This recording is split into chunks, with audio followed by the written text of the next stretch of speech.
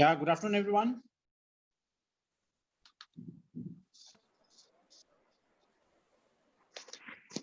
Good afternoon, sir. Yeah, are we all set?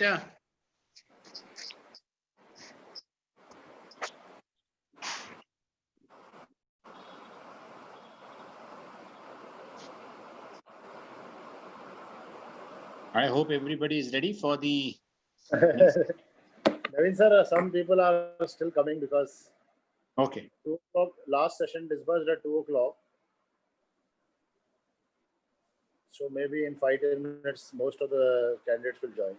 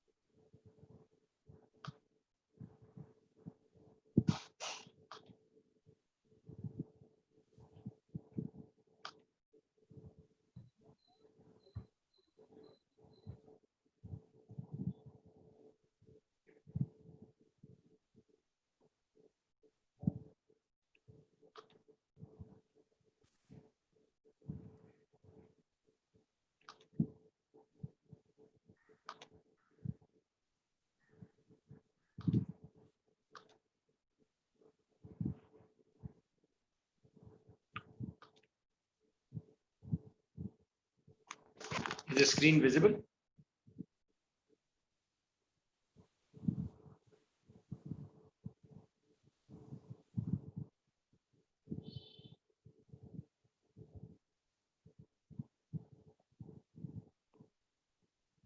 No.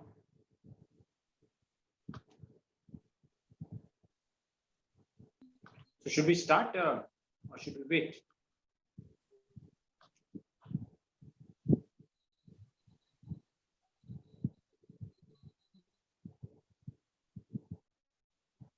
I think we should start.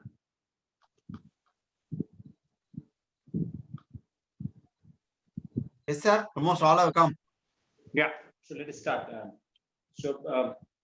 I'll continue from where I stopped yesterday. And if you can recall what we had discussed yesterday is about the valuation approaches covering three topics, three concepts. That is relative valuation, that is market approach. The second is the DCF method, that is the income method. And the third is the asset approach.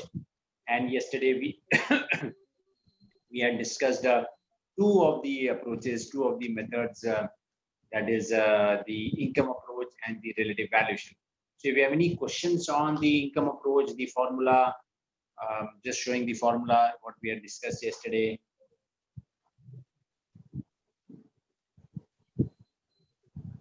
Yeah, any doubts on this formula? No. Then the formula of cost of capital. And then we had the formula for CAPM.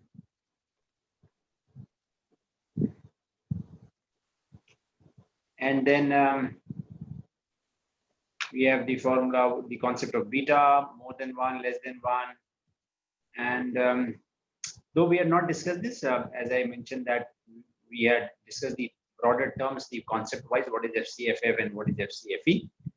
So FCFF is the formula given on the screen where we have to calculate EBIT into 1 minus tax rate plus non-cash items minus increase in capital expenditure minus increase in working capital. This is the concept of the free cash flow to the firm. So when it is FCFF, we start with EBIT, very important formula. That is FCFF starts with EBIT, that is 1 minus tax rate plus all the non-cash items plus whatever is the increase in capital expenditure and the working capital. This is FCFF, and the FCFE would be not on EBIT but on the net profit after tax, that is PAT. So that is one major difference. Instead of EBIT, we consider the PAT part, and along with increase in capital expenditure, we also calculate the increase in the debt outflow. So if you see the formula on the screen, the operating profit plus depreciation minus net debt outflow minus working capital minus capex. So that is FCFE. So this is the difference between FCFF and FCFE. This is a very important concept, and I think this will be used in all the case studies. So FCFF and FCFE, and when we use FCFF, we'll use KO, And when you use FCFE, we'll use KE. Remember this for calculation of the value of business. Rest of the concepts, I think in due course, you will come to know about it. So the last part, a very short concept is based on the asset-based valuation, where the whole valuation will be based on the value of the assets. And the value of the assets could be calculated based on the net asset concept. That is the total assets minus total liabilities. That is the net asset, as we generally know. Or it can be based on the liquidation value, where we'll try to estimate the liquidation value of all the assets. When we consider the net asset, it will be more of the fair value, the realizable value. And liquidation value, obviously, it is the realizable value, but it is under force, it is under liquidation. And third is for the replacement, where we consider the market value of similar assets. So that means if we have a plant and today, if you want to replace that plant in the current cost, that is known as the replacement value. So I hope the concepts are very general, the net asset, liquidation, replacement. I think nothing much to discuss on the net asset part, as majorly the concept relates to DCF under valuation and the relative valuation. So once we have done this, now let us move ahead to the next concept. And the next topic that we have to discuss today is valuation under specific situation. Valuation under specific situation. Now, because this is your third day, right? Second day, correct. So this is the second day. So yeah, so probably still you must have not done the practical questions so far.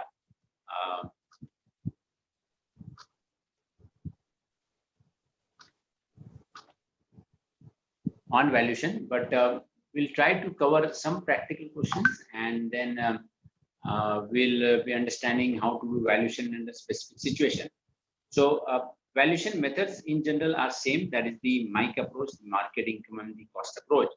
But there could be very specific situations where we need to make certain changes in the methods.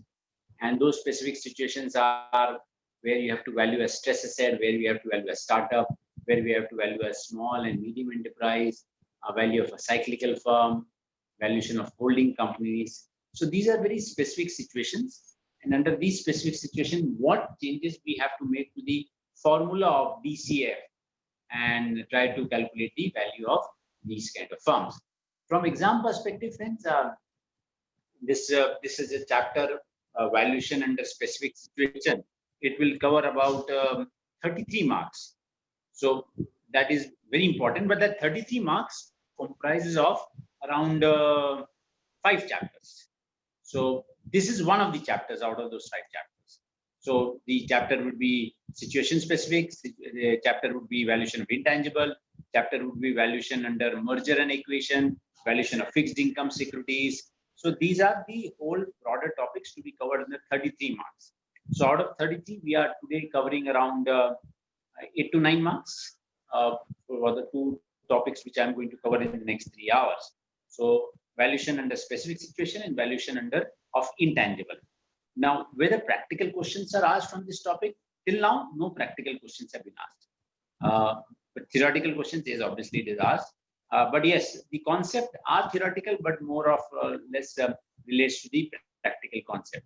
In terms of the prospective assignments with regard to these particular area, the answer is yes. There will be a lot of opportunities in this kind of valuation. So therefore, again, a request that we should consider these topics important. From the exam perspective, yes. And apart from that, from the professional opportunity, the answer is again yes. So let me start with the stress asset valuation. And now, as a stress asset, I think we all understand what is a stress asset. I will not go into details of understanding what is a stress asset and how does it happen. But we all know it can be, stress could be because of operational, financial, legal, regulatory, and other factors. So there are multiple reasons why companies go under stress. Good. So if the company is under stress, then what happens? I think then a lot of issues come up within the company. It may be the product quality, over leveraging, loss of key staff, litigations, and then certain other things. From the valuation perspective, what is to be understood is very important. So what we need to first understand is what are the features of such kind of companies which are under stress. Now, when I say the company is under stress, we need to consider, two angles. Now, what could be a possible stress company? One possible stress company could be where the company's sales are decreasing, the margins are going down, and therefore we can term it as the company as under a stress, or they are not able to repay the loans. Then the other company which are under stress or which will be termed as a stress company are the companies which are under insolvency, the IBC. Sorry. Yeah. The companies under IBC. So they are also companies under stress. So we'll segregate these two companies. One is under companies which are having lower sales and lower margins, and the companies which are under IBC. So let us first understand the features of companies which are declining, where the sales are declining, the margins are declining. But I think the third and the fourth and the fifth point are again very important to be understood because these are one of the characteristics of all these stressed companies. Now, what does asset divestiture means? Now, again, going back to our formula, I just explained it on the screen. Our formula for FC, FF, and FCFE. Can anybody recall that formula? Valuation. Yeah, the formula is on the screen again. The formula was EBIT into 1 minus T minus increase in capex minus increase in working capital. Yes, yeah. The formula for FCFF. Now, if you see the formula, it says that you have to deduct the increase in capital expenditure. Now, for a company under stress, do you think there will be any capital? Depreciation should be there. Yeah, depreciation we have to add. Okay. So for a company under stress, do you think there will be any capital expenditure? Ideally, should not. Ideally? Should not. Should not. Correct. So, so instead of capital expenditure, what could be the other way around for the companies under stress? Sale of capital. Sale of capital asset. Correct. So that is the meaning of asset divestiture. So this is an exam question. Feature of declining company. The answer is asset divestiture, which simply means assets are sold. So instead of increasing capital expenditure, you'll find that the assets are sold. Then the fourth and fifth point, which may not look very, logical, fourth point especially, which may not look logical, but it happens in many cases. The fourth point says that the stressed companies would pay out huge dividends and they would go for stock buybacks. Now, is this possible? The answer is yes, because these companies are under stress today. Maybe for the last 15, 20 years, they might be earning good profit. So they have sufficient reserves. And what do they do with the reserves? So either they pay out hefty dividends or they go for stock buyback. Why? Just to maintain the stock price. So that is the reason. That is why they are going for huge dividend payout. So this is again one of the features of declining company, that there may be possibility of buybacks and huge dividend payouts. And then finally, we'll see that the financial leverage, which is on the downside, which means that obviously the capacity to raise more funds through debt would not be there, and the loan taking capability is going down. So that is again one of the features of the declining company. So one question here. Yeah, please. Talking about stock buyback. Yeah. But as a standalone feature of such companies, it can also happen that a well-capitalized and highly profitable company goes for a stock buyback. Pardon, I'm not able to get it. No, I'm saying stock buyback can also happen with very prosperous companies. I mean, I'm just saying, will it only be for declining companies? Because a company which is having huge cash reserves. Yes, not necessarily for declining companies. It can be for any company, but declining company has these features. So it's not necessarily that buyback is only related to stressed companies. But sir, in case we go for a buyback in such cases, but I think we are violating some of the provisions of Companies Act somewhere, because equities cannot be paid before the payment of outside liabilities. Yeah, agreed. Obviously, all the terms and conditions of the Companies Act have to be followed. So when I say the companies under stress, I did not specially mention that they are not able to repay the loans. The companies under stress are those companies where there are sales declining, the sales are decreasing, the margins are decreasing. So that is also a company under stress. So not necessarily they have defaulted on the loan. Correct. Yeah. So what are the valuation issues which comes in, because when we are valuing these kind of companies, obviously the approach would be the same, the DCF approach, no doubt about it. But yes, when we follow the DCF approach, when we can calculate the components of the DCF, then there has to be certain changes to be incorporated so that we get the exact valuation. So let us again break down the components. And yesterday I had discussed the word existing asset and the growth asset, where I mentioned that the existing asset means those assets which are already there with the company. And from those assets, the company would be trying to maintain the sales which they have been able to generate for last so many years. And the growth assets are the assets where the new investment will be done. So in case of the stress asset companies, you would find that the existing assets are sold off because they might be earning less than the cost of capital, and there will not be much investment in the growth assets. So you will find in our formula, you won't find any growth asset, and instead of increase in capital expenditure, there will be decrease in capital expenditure. Then coming specially to the discount rate, if you recall the formula which I just showed during the start of the lecture, KO, and cost of capital has different components as weights into cost of equity, and so on. So for a stress company, friends, because of the large dividend payout, buyback, if any, there could be a possible change in the capital structure, the equity capital. So that may lead to change in the cost of equity and the weights. Then it may be a possibility that the debts are not repaid. When debts are not repaid, you will understand that the debt ratio will change. Then the third possibility might be there. For a stress company, we all understand that if the debt outstanding is around 10 crores, so we can understand that 10 crore will not be settled at 10 crore. It might be settled at something less than 10 crore. So that means the market value of the debt will be less than the book value of debt. That is naturally going to happen. So that means the weights are accordingly going to change because the market value will be changing because of the stress factor.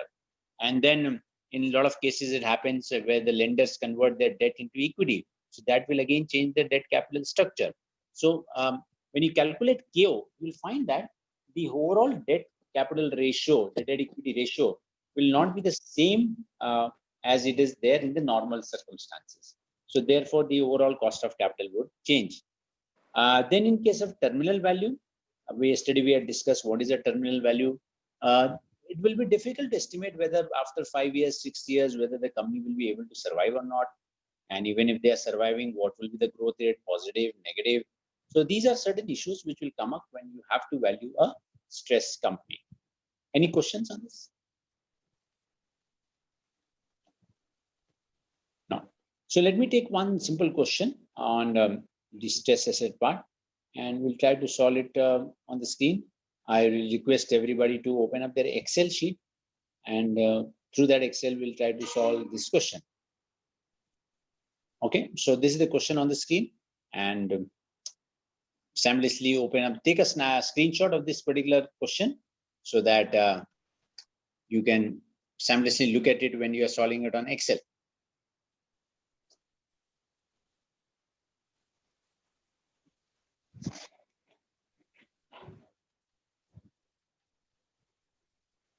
Okay, have you taken the screenshot? One second. Just a second.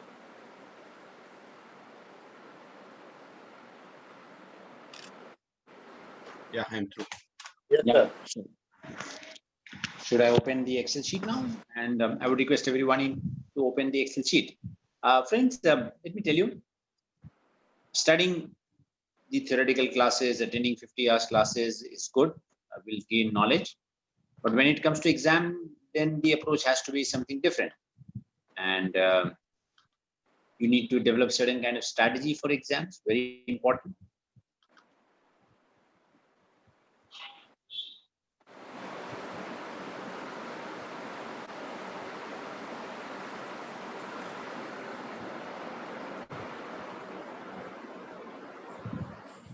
And you need to have proper technique for solving all the questions, very important.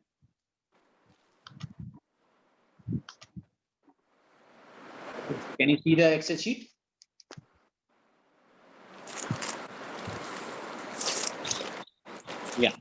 Yes, sir. So friends, solving questions on Excel is must. And I believe everybody is expert in solving the question on Excel, not a doubt about it. Now, just to tell you, in exam, when you select a center and when you go to the center, that is the NISM center, there might be a situation where you will not find Excel on the computers. But then obviously you have to solve the questions. So what is the other alternative? Probably they'll give you that, they have the software, Open Office software. And within that Open Office software, they have another program which is similar to Excel. So my suggestion is that before going to the exams, at least have an understanding of how to use that Open Office software, because directly using it in exam would create some kind of hindrances, because you are using it for the first time. There will always come hiccups. So please do practice working on Open Office software.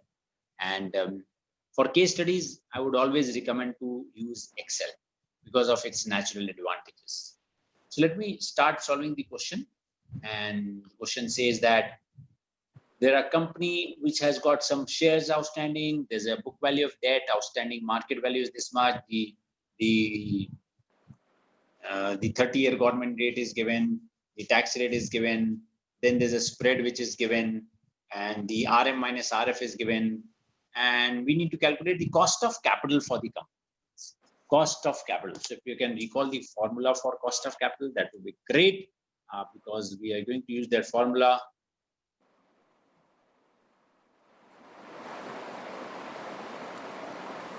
Okay, so I hope the question is clear. Any doubts on the terminology which they've used in the question?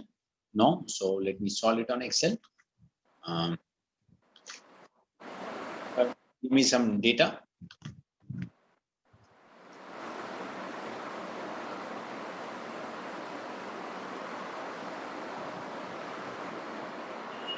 Yeah. So what is the market value of equity? 32 per share. 32. Multiply by number of shares. Yeah. How much? 1.13 billion. 1.13. And what is the market value of debt? Debt is 1.918. Market value. Market value is 1.5 billion. Can we calculate the weights? Yeah.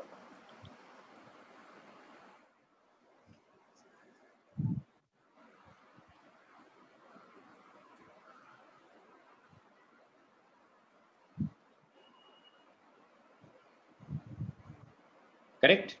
Yeah.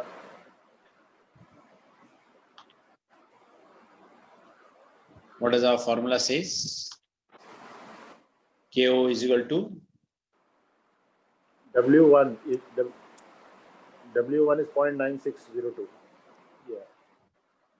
Plus W2.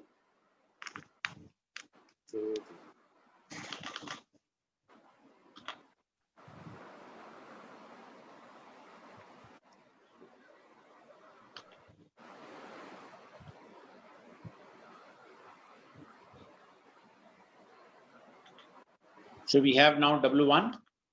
Yeah. We have W2.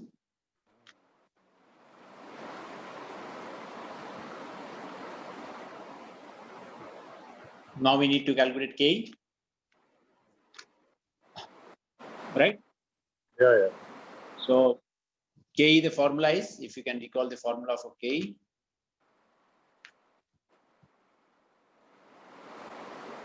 RM minus RF is given. Is it 16%, the cost of capital? We'll check it. K is given, RF plus RM minus RF into beta. Yeah. Is it given in the question? What is RF? RF is 6.25.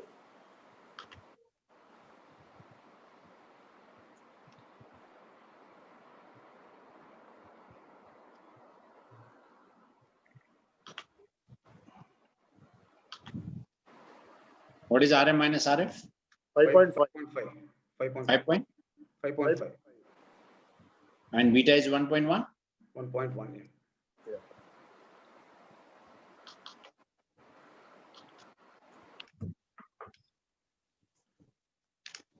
Some confusion. 0.06. 0.60. Something like that. Some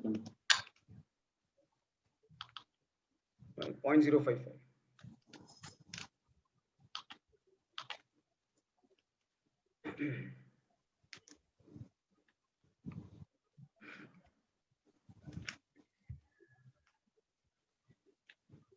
$12.3. right. So 12.3 Yeah. KD.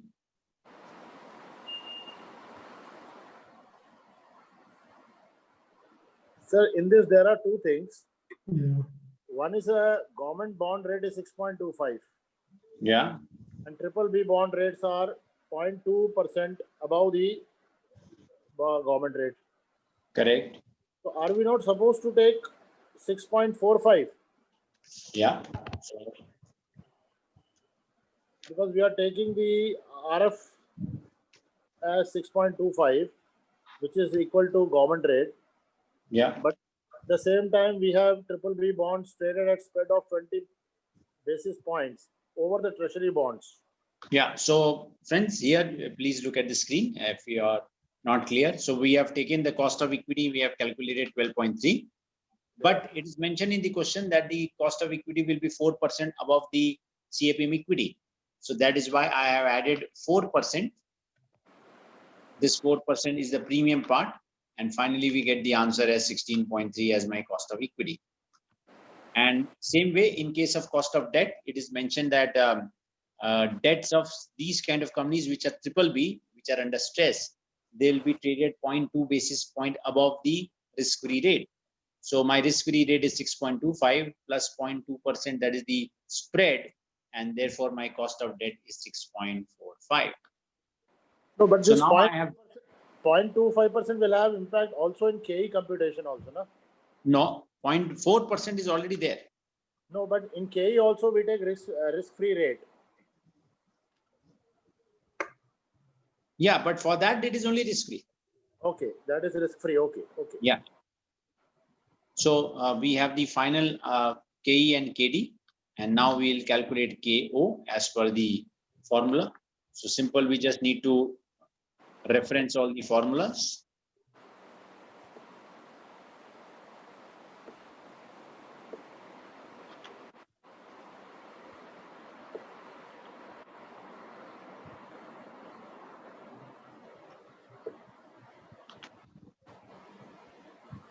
So this is my final answer.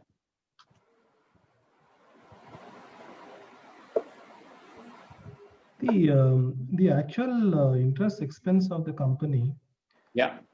is way higher than these estimates. It's about 10.6%. And if you see the discount, that is the settlement value is at a million discount. I mean, the question that I think this discount rate seems to be not, we may be correct in the answer, but there is some inconsistency in the way the question is. Maybe. No, I think Ashok sir, Yeah. this 1.5 billion is a market value of the debt, because after the company comes under stress, the debt is valued at lesser than the book value. Correct. So, so let's calculate the yield of the actual the cost of debt of the company. No, so they are paying. So if you lend to that company, Yeah. you 1.5 billion, you will get paid only. I mean, you will get paid 160 million, which means Yeah. an effective cost of 11% interest rate. No, That this is the real. That is the One- real cost of debt for the company. No, 160 will be paid on the book value. No, that is Yeah. fine. 160 on the book value, but we have to take market value of debt. The market value of debt is That's 1.5 billion. No, that is for the weights part. But for when you calculate the interest rate, 160 is paid on 1.918. Yeah. No, agree. But when you're calculating cost of overall capital, We are supposed to take market value of debt and market value of equity. I think that was what yesterday we had discussed. And I had Correct. also asked the same point. We have taken the that- market value of debt. No, you're not taken market. Yeah, we have taken market value of debt.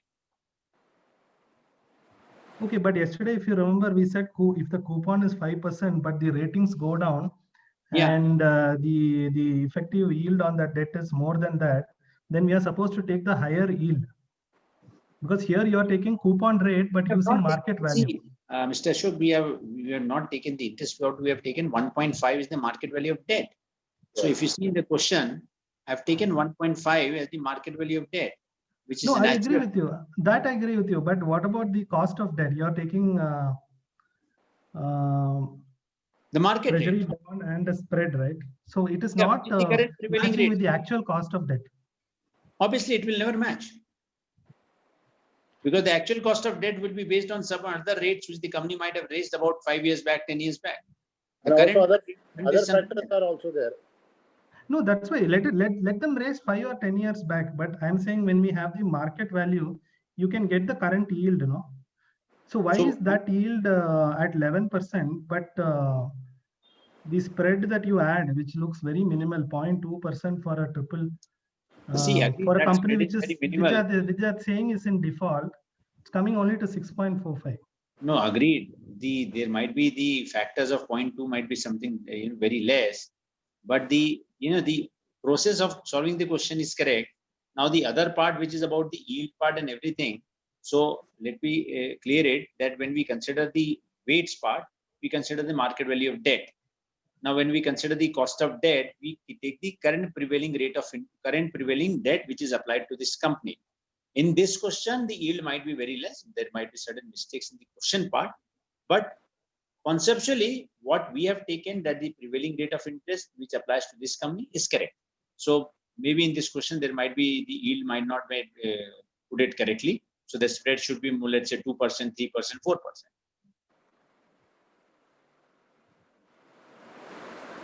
In effect, Yeah, I think can just clarify this, can we say that when we do the KD part of it for 6.25 or 10%, what it should be, we should take the forward-looking rate, not the historical rate. The historical rate is 11%. Correct. Right. So that's the reason why it is 6.25, right? Is that correct? Not the historical. We should not consider the historical for the company. If the current prevailing rate is not given, then we may go for historical rates. Otherwise, see, in terms of solving a practical question, what we are trying to calculate, probably based on the data which is given, we have solved it. Practically, will that current prevailing rate of interest be available in the market? Yes, the answer is yes. Maybe in the exam, the questions may not be there. They may not contain it. So in that case, you can go for the historical rates. If that data is not given, but if the data is given, you have to take the current prevailing rate.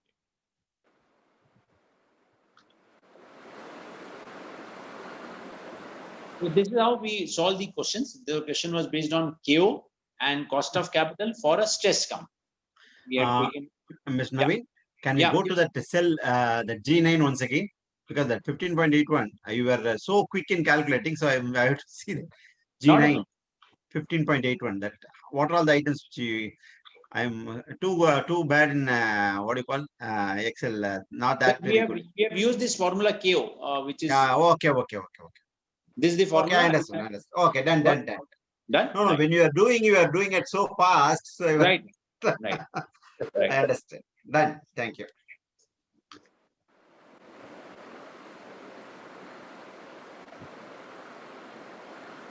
So there could be one presumption.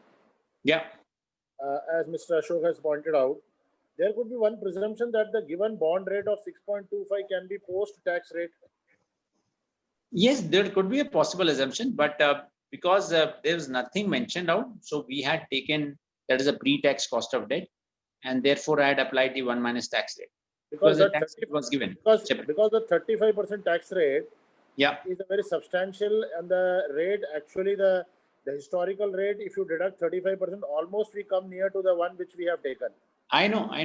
So there might be an assumption, but because nothing was specifically mentioned, so I had taken it. Yes. No, I got your point.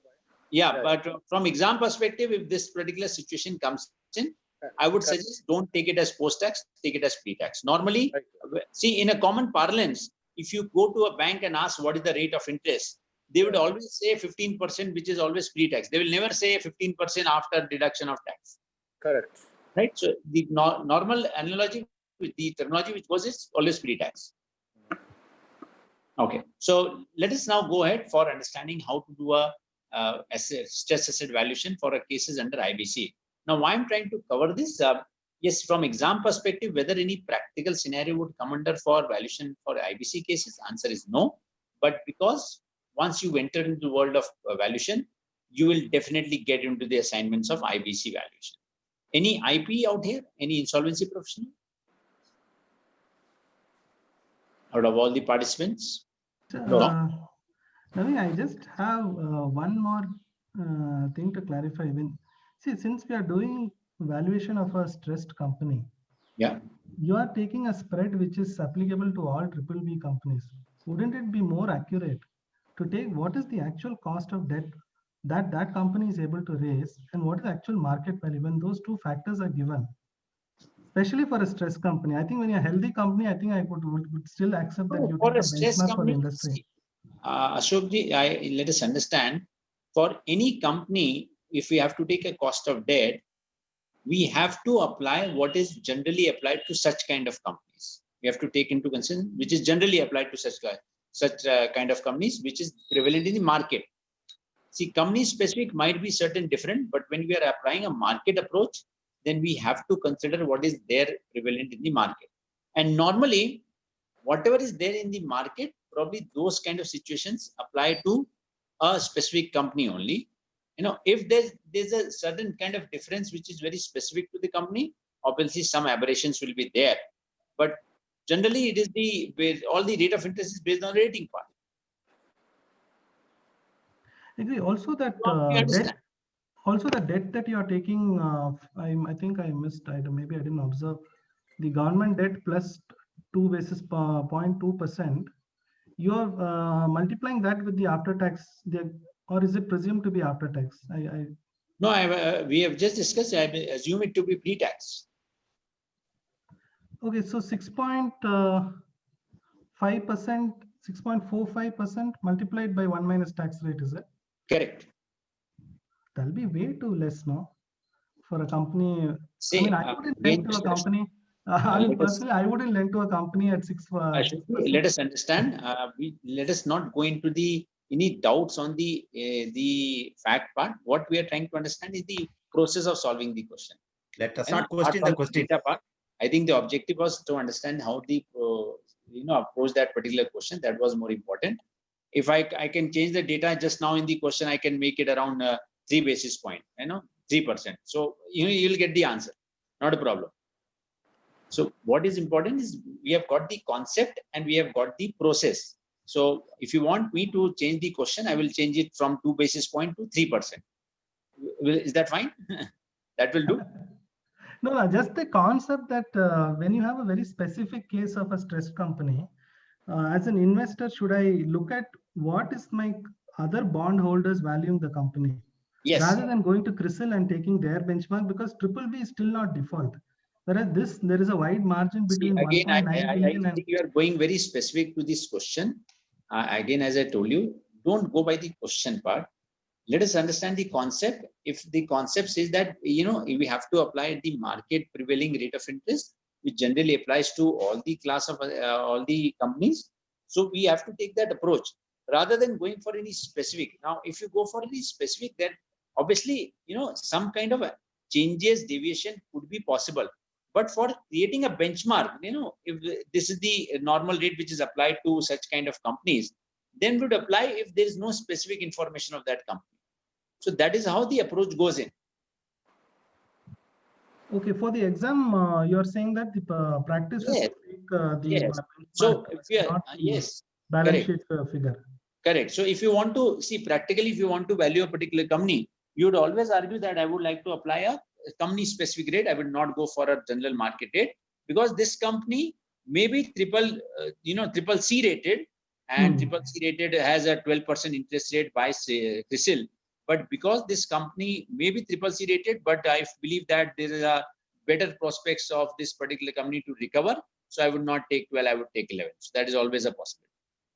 Right? That's not a problem. Right. Okay, fair enough. Thank you. So coming to valuation under stress asset, that is second part, the IBC. As I mentioned that in practical world, when you go for valuation profession, I think you will get some opportunities to do this valuation. So let us understand. I think yesterday you had a lecture on what is the requirement for valuation under IBC. So I'll not cover the legal part per se, that what is required. So we all know that we have to do a fair valuation, and we have to determine the fair value and the liquidation value. Now, important part is that when it has to be done. So it has to be done on the date of commencement of insolvency. So when the NCLT gives the order, that is the date on which the valuation has to be done. So why I'm trying to highlight this point that the valuation has to be done on the insolvency commencement date, because for that date, we have to calculate the fair value and the liquidation value on that particular date. Now, that date is very important, because what will happen, the challenge is that the appointment will be done, after some time period. So let's say, for example, the insolvency commencement date is today, that is 12th of September. But your appointment will be done, let's say, in 15th October. And you will start your working on, let's say, 1st November. So if you have to physically verify the assets, you will be visiting on 1st of November, but the valuation has to be done on, let's say, 12th of September. So that means there will be a time lag, and you'll have to do certain kind of back calculation, reverse calculation to arrive at that particular value. So remember, friends, fair value and liquidation value. The fair value and liquidation value has been defined under the IBC Act. And what does fair value means and what does liquidation value means? That means when we say that we have to determine the fair value and liquidation value as per the valuation standard, here under IBC, because it has been defined, so we'll try to determine the fair value and liquidation value as per the IBC code. So that means we'll be deviating from the standard. The answer is yes, because the standard might be saying something else, though the definition is same in both the cases. But I'm trying to tell you the practical situation, that if any particular law requires a valuation to be done in a specific way, then we'll do in that way. And we can refer to our report that there's a deviation from the standard, because the Act says like that. So that is also permitted, not a problem. So fair value and liquidation value on the insolvency commencement date. Fair value has been defined under the Act, IBC Act. Liquidation value has been defined under the Act. There are a lot of challenges when it comes to valuation under IBC, because of a lot of uncertainty involved, lack of reliable data, no comparables, a lot of strict timelines. And that is why today under the valuation for IBC cases is still evolving, and we can we find a lot of challenges coming for the valuers for giving the exact valuation. Because why? The reason is, you have to value an intangible asset in case the insolvent company has got some intangible. So very difficult to estimate the intangible valuation because the company is under stress. Physical verification, as I mentioned, that you have to visit a place, the factory site or the location on 1st November, while you have to do the verification or valuation for 12th September. So that means a lot of calculations involved. Then you have to do an estimation of valuation value of realizable assets in terms of trade receivables, loans and advances based on all the ledger information, communication with all these people. And then you have to estimate what could be the possible realizable value. So a lot of issues. Sir, yeah. I have a doubt. You have mentioned the valuation shall take place on the date of commencement of insolvency. Correct. Now the commencement of insolvency would be the date of application? No, the date on which the NCLT gives the order. But NCLT will pass the order for appointment of RP or IRP or CIRP? The NCLT will give the order for commencement of CIRP. So and when the order comes in, it will appoint the IRP also. So CIRP order? Yeah, it is a CIRP order which contains the appointment of IRP also. Okay. So, okay. So since that date onwards, okay, whether the valuation to be taken, audited valuation to be taken or unaudited? Whatever this, let's say if the commencement date is today, So we have to do the valuation as of today. Whether today we have the audited balance sheet or unaudited balance sheet, it is immaterial. Because I am facing a problem in this. I got Yeah. a opportunity to value. Yeah. A company has not filed any return subsequent to 2016. Yes. Its CIRP began in 2019, November. Yes. Yes. Now there are no records subsequent to 2016. Correct. 31st March 2016, last balance sheet was filed. Correct. Thereafter, no balance sheet has been filed. Now CIRP began in 2019. Correct.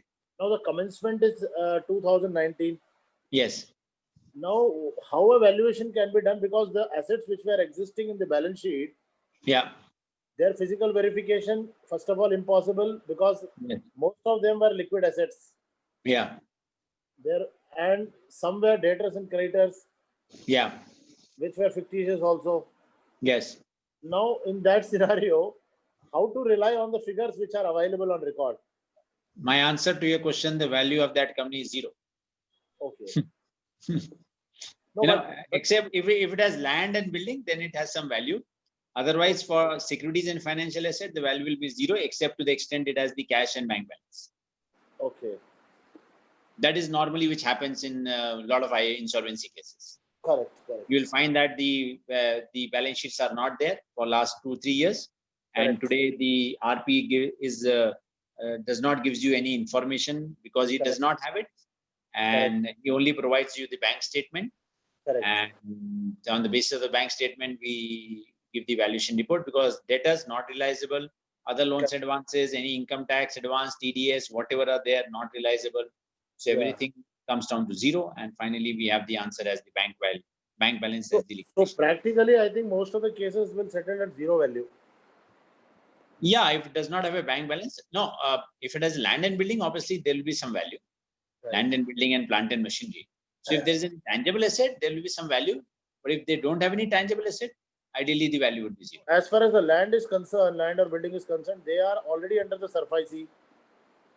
No, but still has to be valued. Even if it is under SARFAESI, it is under the books of the accounts of the. It is mentioned as a ownership under the company, so it has to be valued.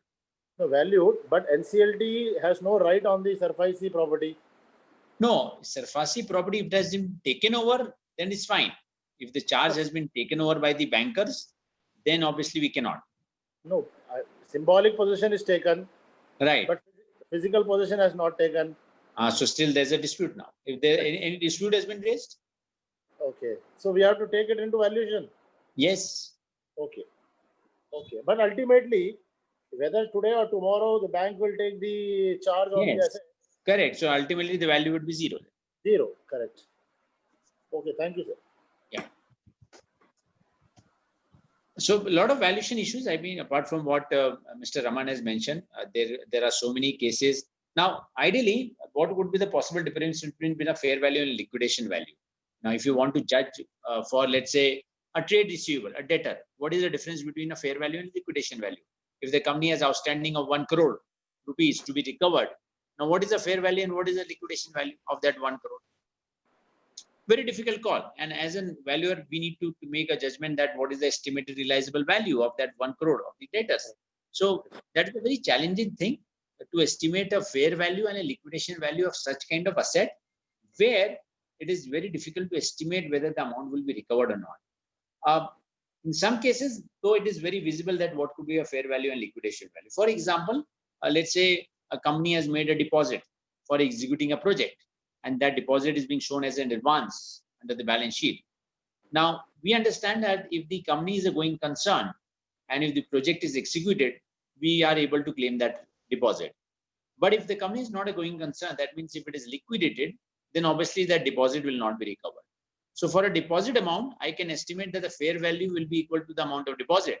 But in case of liquidation value, the amount will be zero, because that will be forfeited by the person who has taken that deposit. So that is possible. But for debtors, fair value, liquidation value, differentiating becomes very difficult. So a lot of challenges and still evolving. And let us hope that more clarity will come in from the authorities and under specific situations of insolvency also. One still a gray area which is still being unresolved is who would value the inventory part, whether it is the plant and machinery valuer or whether it is the SFA valuer. So that is still a debate which goes on, and still to be resolved. Not much of clarity. Normally, a lot of people say that it should be coming under SFA. A lot of people say it should be coming under plant and machinery. So it again depends upon the type of asset also, technical asset which is there. If it is more technical asset, then the plant and machinery is an ideal valuer to do the valuation. But if it is generally accounting which is required, the number of pieces are there, so anybody can do that. So, but still, a clear-cut definition has to be brought in that who would cover all these inventory items. I think, sir, on the classification part, we have 3 classifications: land and building, plant and machinery, and your financial assets, securities. Yeah. Barring that, if you see the section 247, which says the valuation is required for stock, goodwill, and other assets also. Yeah. So what I understand is that very lethargic terms are used in the section, which means that any valuer, whether he is a holder of a land and building or a plant and machinery certificate or a financial asset, all the 3 would be eligible to value other assets under the Companies Act. Might be that is maybe a school of thought. That's what I said. Still a lot of clarification are required coming to very specific assets. Yeah. Because very difficult to give a final seal that this particular asset has to be valued by this particular person. Correct. Maybe we all understand now the debtors, the investments will have to be done by the securities financial asset. But with regard to some gray areas, I think let us wait. Hopefully by a year or so, the things will be more clear. Correct. So friends, we have covered one area, valuation of stress asset, covering 2 type of companies which are declining and the companies which are under IBC. Let us now move ahead to understand how the valuation of startups are done. Now, whenever the word startup comes in, I think we all always have certain kind of concern or doubts which come into our mind that how these companies which have are in existence only for last 2 years, 3 years, 4 years, they are being valued at 10 crores, 50 crores, 100 crores. What is the way out that they are valued at such high price? And we wonder, we as professionals have been working for so many years. I believe that there are some senior people out there, and they have been working in the profession for last 20 years, 25 years, 30 years.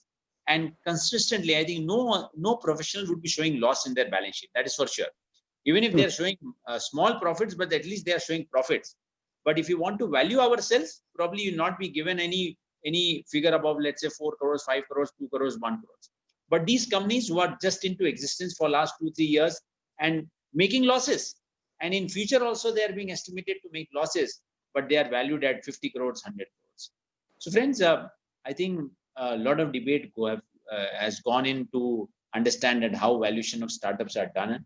And out of all the discussions, we come to a concept that the valuations of startups are generally based on market perception, than what market believes in, and rather than what we actually bring out under DCF or asset based approach. So anyway, that is a matter of debate and question, but what we need to understand theoretically is how are valuations of startup done. So practically, let me tell you, if it is on paper, it has to be done either a DCF or relative valuation. That is the 2 methods. You don't have any third option. So all the valuations which you see in paper in Economic Times and CNBCs of the world, that the Baijus of the world have been treated as under 1 billion category and so on. Obviously, somebody has valued it and somebody has given a valuation certificate, and that valuation certificate would obviously be based on your DCF method or relative valuation, because the valuation standard tells you like that. But in our course content module and worldwide, there have been certain efforts to bring in different concepts of valuation for startup, and that is why we need to study those concepts and understand that are there any other way approaches to do the valuation of startups. So the answer is yes, and people have come up with a lot of research and they have brought in new kind of techniques and understanding of valuation of such startup. But let us first understand the traits of all these startups, the younger corporation, the younger companies, which I termed as a high dude, the high bro type of companies, which don't have any records, we didn't have any working, no revenues, working losses. Many don't live on, and we know that out of 100 startups, 95 would never live on. Then all the investments made on these startups are very illiquid in nature. and they all depend upon, private money rather than public money. So these are the specific traits of all these younger corporations. And if you see on the valuation issues, I think we need to understand again from the DCF concept that what are the possible problems or issues which come up when we have to value a startup. So we all know that startups are young companies, so they don't have any track record, no existing asset. So there'll be no past records which will be available to you. So we totally have to rely on the forecasting, the future estimates, rather than any trend analysis which can do. Then a lot of investments will be done in the growth assets, especially on the intangible part rather than the tangible assets. And a lot of investments will be done on the marketing, branding part. And discount rate, estimating discount rate would be tough because we don't have the betas. As we know that beta is based on past data, past returns, and we don't have that much information of the beta. Therefore, estimating betas of these companies is again tough. Calculation of terminal value, yes, possible. Now, friends, let me tell you again practically. When you see the formula of value of any company, as per the DCA formula, you will find that when you are valuing, if let's say the value of a company comes as 10 crore, for example, then you will find that 50 to 60% contribution of this 10 crores is coming from terminal value. Because naturally it will happen because terminal value is the value of the business till infinity. And it should come by mathematical formula. But in case of startup, you'll find that 90% of the value is coming for terminal value. The reason is first 3 years are losses, 4 years are losses, and then suddenly from 5th year, 6th year, they will earn profit.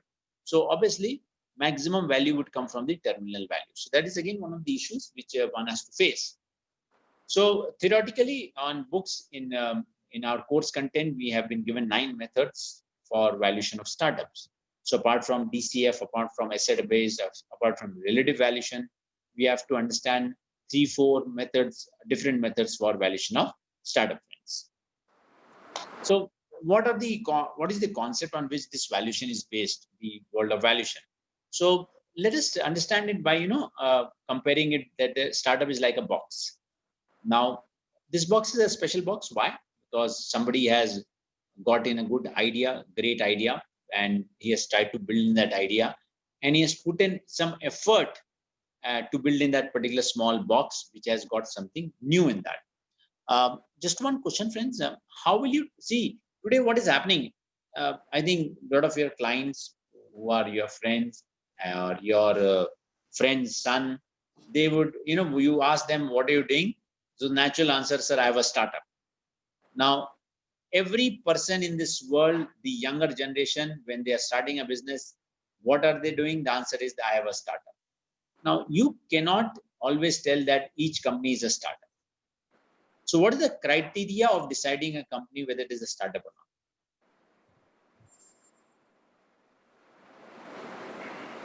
not? Technology based. Yeah. Technology should be the major.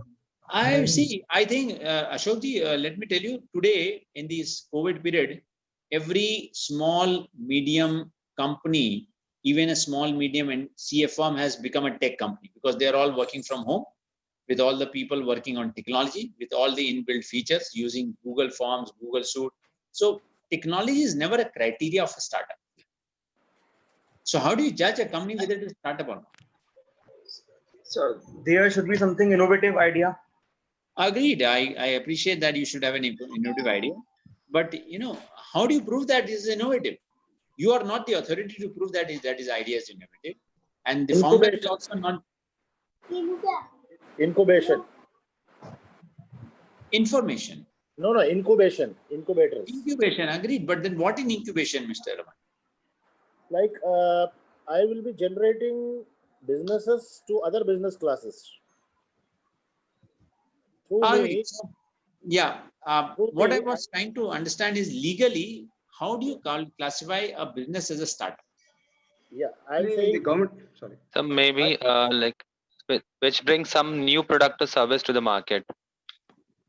But who would certify that? It's actually the government has prescribed some norms. Department of Promotion Board, DPIT.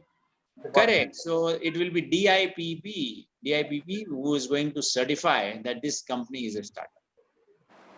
So based on that certificate, we can always assume that this company is a startup. Otherwise, never assume any company which is a startup. Never. They might be having a great innovative idea. Everything must be great. But until unless they don't have a certificate, we can never tell them that it's a startup. That is very clear. So when you are trying to value a startup, please ensure that you have that particular DIPP certificate so that you can, mention whatever caveats, limitations, or assumptions which in your report of being a startup, valuing a company as a startup. Mr. Naveen, is this required by law that valuation professionals should only look at a DIPP certificate? See, if you are writing in your report that that the company is a startup and therefore the startup companies are valued like giving a discount, giving a premium, or giving. So who is giving that particular certificate to that company that's a startup? Otherwise, I would always claim that I have my own CA firm, it's a startup. Who would deny that?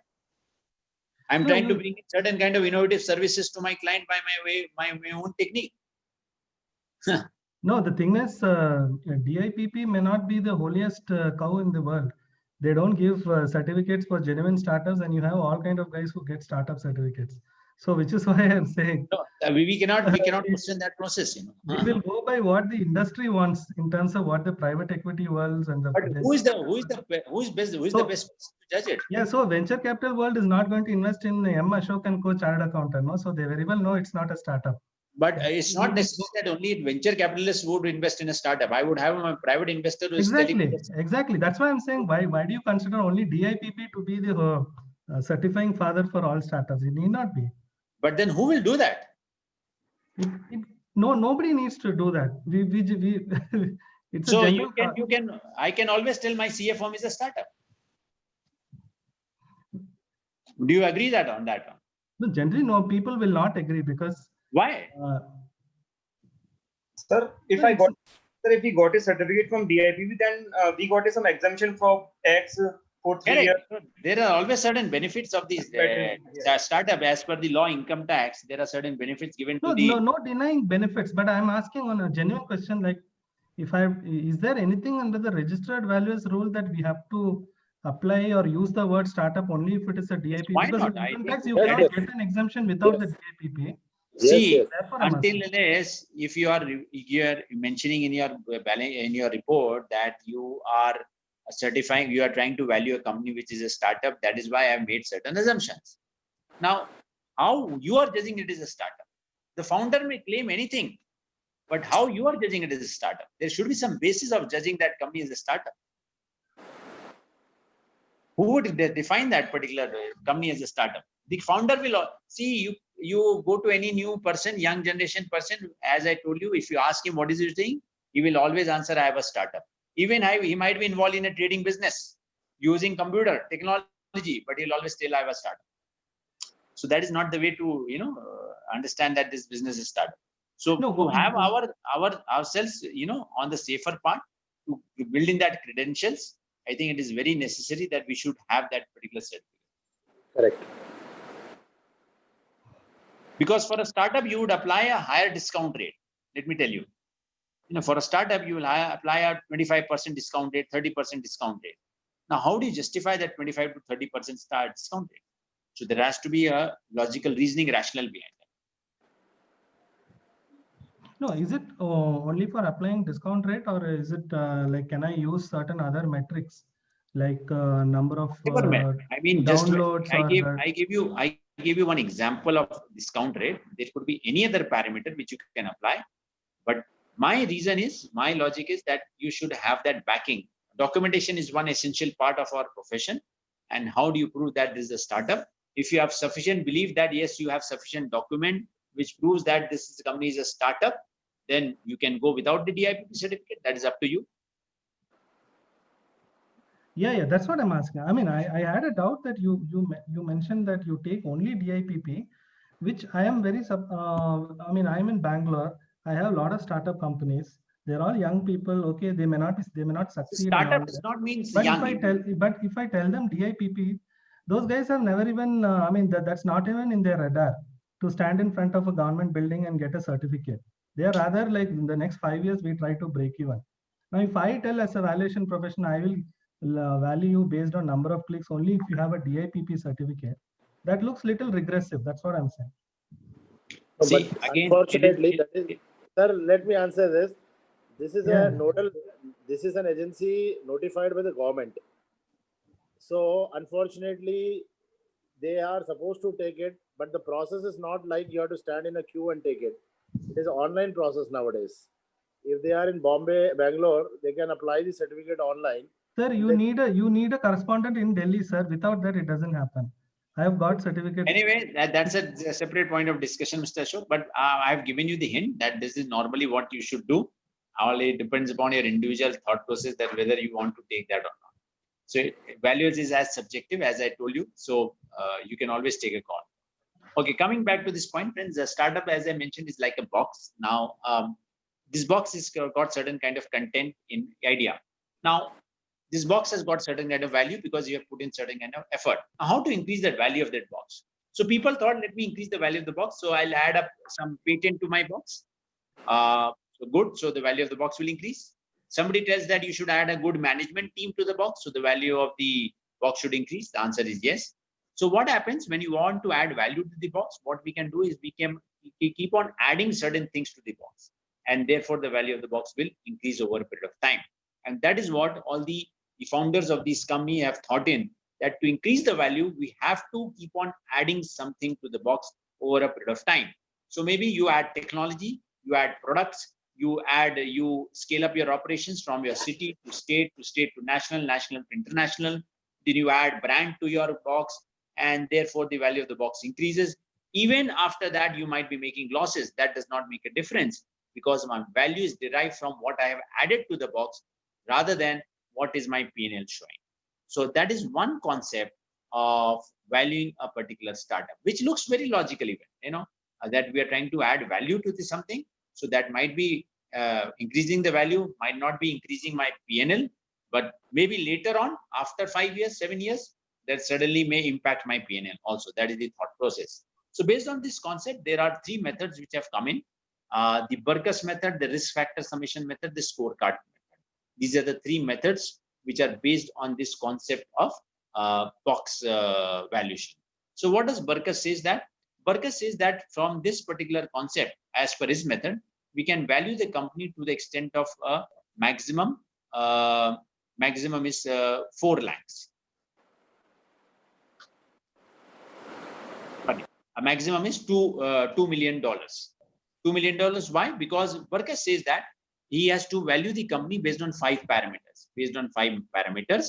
And those 5 parameters are listed on the screen.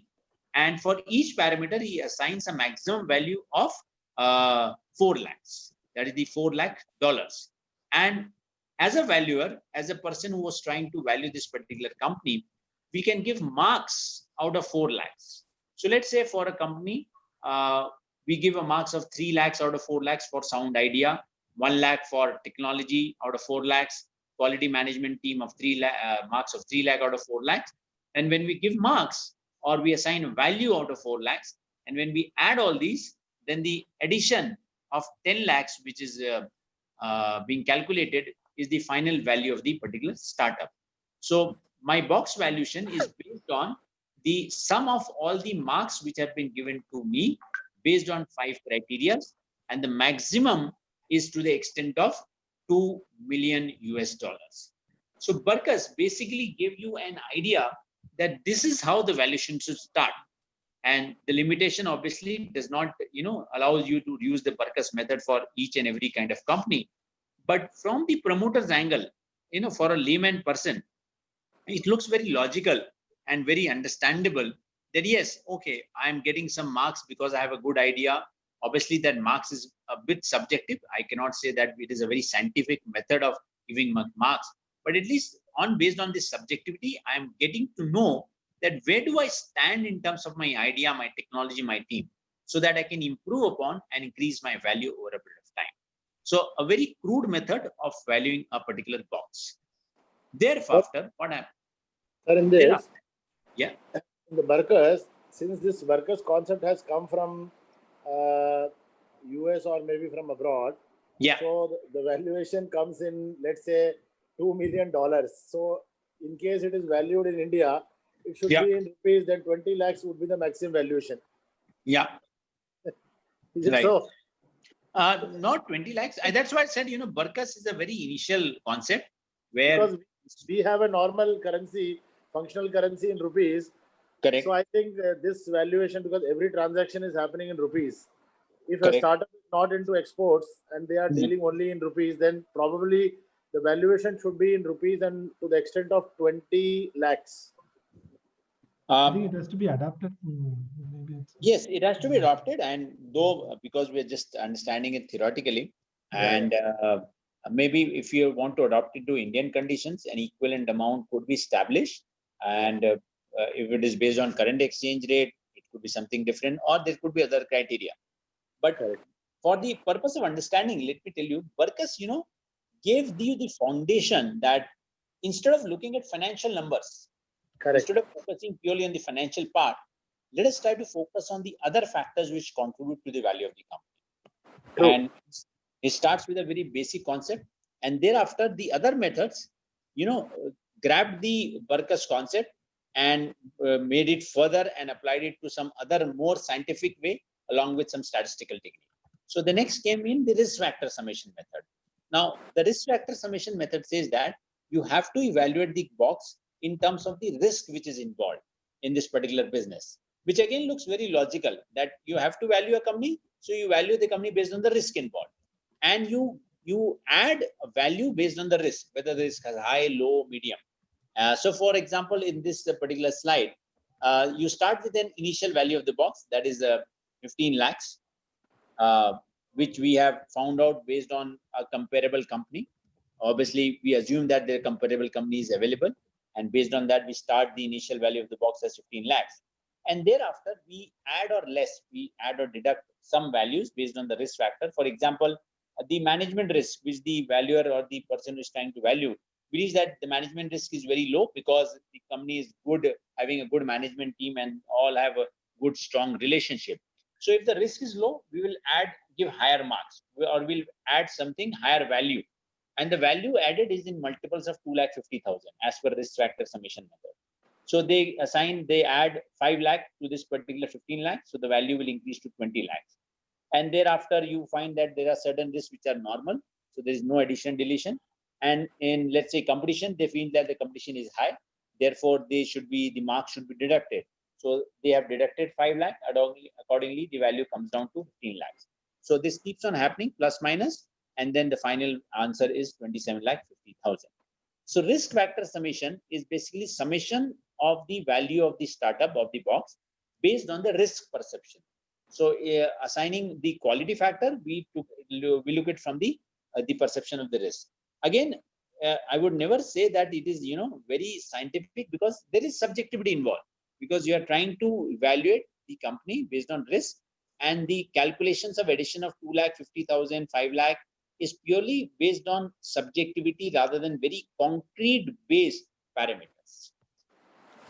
So next is the third, again, which is again further derived from risk factor summation method, is the scorecard valuation.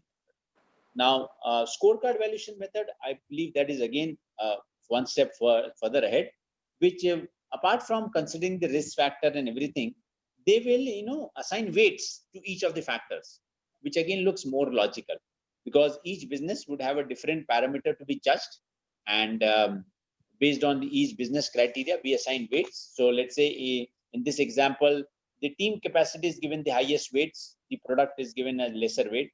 In some other business, it may be just the opposite part. And what we do, we try to compare our company, the target company, based on the normal company or the average company which is there in the market. And let us do some calculation. Let's say for team capacity, the weights is 40%, and my performance in comparison to the average is 125%. So I'll do some calculation. 14 to 125%. Can somebody do it? 500. How much? 500. Not 500. 125% is 50. 50? 50, yeah. Yes, so 30% into 100? 30, 50, 30, 30. 80. So 50 plus 30, 80. And then 20% into 150, not 15. Okay, then 30. So 30 again. And then 75 into 10? 7.5.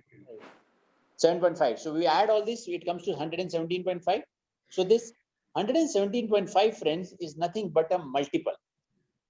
It is a multiple, and so what we do, we multiply this multiple to the initial value, that is 15 lakhs, and we get the box valuation as 17,60,000. So the scorecard valuation method applies weights and tries to create a standard multiplier, which again is a further one step ahead than the risk factor summation method and the Burgess method. So these three methods were based on this concept of box, and probably this laid the foundation for valuing these startups. Though now all these methods are not actually applied when it comes to valuation report and so on, because the DCF has overtaken all these concepts. But from the founder's perspective, I think they find it very relevant to have an estimation that what could be the possible value of their company. The next comes comparable transaction method, friends. We have discussed this yesterday in detail, the comparable transaction method, which talks about that if you want to value the box, we need to value the box based on the comparable transaction which has happened in the current scenario, in the current prevailing market, and based on that valuation, we can value our own box. So yesterday I discussed that in terms of valuation of the startups, instead of taking any financial parameter, there could be other parameters for valuation. So for example, yesterday I had given that the valuation of startup is based on the gross merchandise value of the goods which are sold by the company. It could be based on the monthly recurring revenue. It could be based on the number of headcounts like the BPO companies. It could be based on the number of patents which are filed. It could be based on the weekly active users. So there can be so many criteria of valuation of a startup. So it is not only the P&L, the sales, the gross margin, but there could be multiple factors which can contribute to the valuation. So this is the comparable transaction method, which is very relevant. And today, a lot of startups, I think most of the startups which are of big nature, big scale up operations, they are valued based on this comparable transaction. So once the initial transaction has happened, let's say Amazon started, and thereafter all the Flipkarts of the world, the buy and all similar kind of companies, they followed the way the Amazon was valued, and from that they got the clue, and thereafter they have been valued based on the comparable transaction.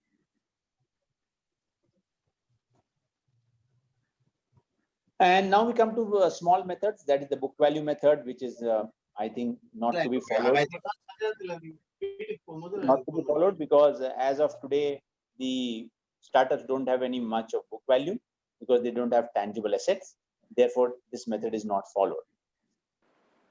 Then the liquidation value method, which is against the principles of valuation, because valuation as a valuation concept, we considered the company as a going concern, but here they are considering as a liquidation. Again, it will calculate the scrap value of the company, which is not feasible. So again, not to be followed, the book value and the liquidation value. Then comes the DCF method. I think from the legal point of view, the law compliance point of view, I think we all follow the DCF method for valuation if you don't have a comparable transaction. And for all the valuation reports of startup, I have found that the DCF method has been most widely used. Even whatever valuation I have done for the startups, I have applied the DCF concept, except in one case I had applied the comparable transaction method. But then again, I had clubbed it with the DCF method also and given a equal weightage to the DCF and the comparable transaction method. And I have one question. Yeah. When we are doing the DCF method and we are primarily relying on the, the projections given by the company, that's whether it's relating to sales or revenues or costs or whatever they are providing it. How much of the thing is, the valuer should lay stress or rely on such numbers? Is there something which a valuer, to what extent can he rely on those predictions, and does he have to do something internally, see, and then tweak those numbers and then do the valuation? How is it? Because ultimately, it's the company's numbers. Yeah, I think very valid point, and this is a problem which is faced actually by all the valuers, and this problem will keep on persisting, that how much do you rely on the valuation which has been given on by the management. Now, if it is justified by all the, the facts and figures, then you can obviously give an 100% reliance on that particular number. But generally, we all understand that everything forecasting is done on a very optimistic basis, and that too optimistic on the higher side. But the fact of this, situation is today we do rely on whatever has been provided by the management, because they are projecting it like that way.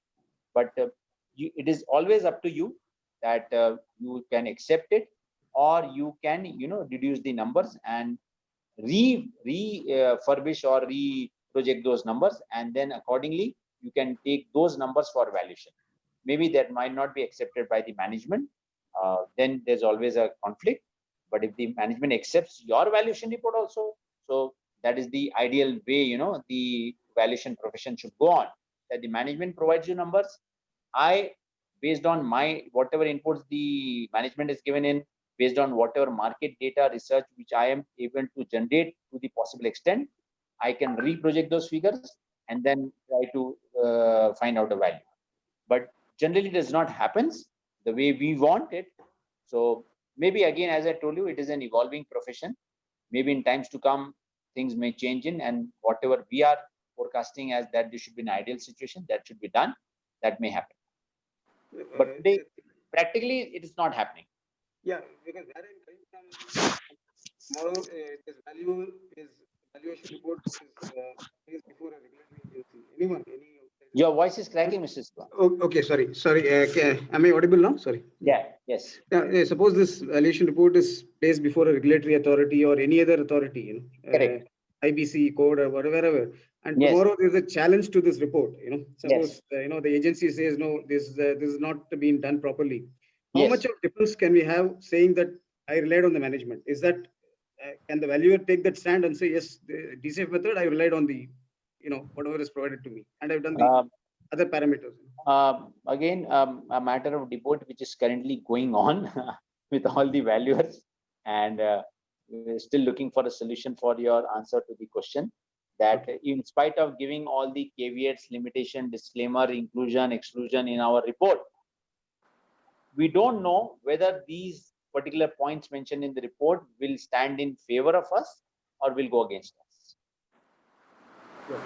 So as of today, I'm not able to answer your question, which this question is still in my mind also. That whether if any day, if my valuation report is questioned by any authority, how would I justify that? Yes, I have based my assumption on the management submission, and which I found that which is logical, rational. And today it is not possible that they are not able to achieve it. It might be a scenario, but I thought that it is rational. So how much that exclusion, inclusion, which I've given in my report will save me, that is still to be seen. It should not be like Kingfisher valuation. Yeah. No, agreed. Kingfisher valuation would be an extreme case. But in general, I think that's a question which is there in the valuer's mind.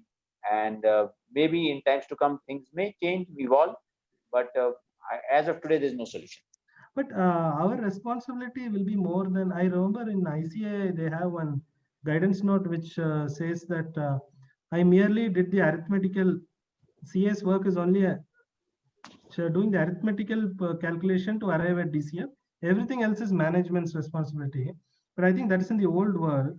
Now we are coming to valuation. I think valuation professional will be responsible to understand the projections and make it. I mean, he has a role to play in those things. He cannot completely say that. I agree because we are governed by law, so we obviously are responsible. But there are certain issues like gray areas. Maybe some other platform to be discussed on. Sure.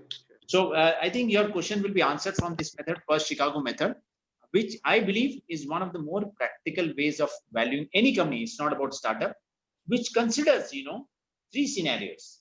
And as a valuer, I think this is the most practical approach, that normally in all the cases we have seen that it is only the best case scenario which is considered.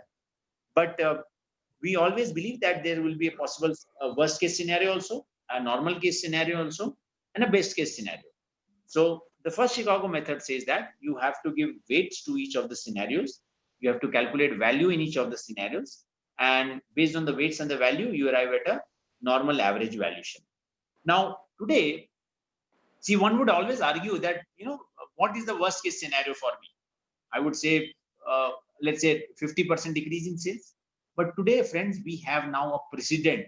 The COVID has created the worst case scenario for all the type of going concern companies, where now COVID situation is a precedent that the worst case scenario could be that there could be no sales for 3 months, 4 months, 5 months.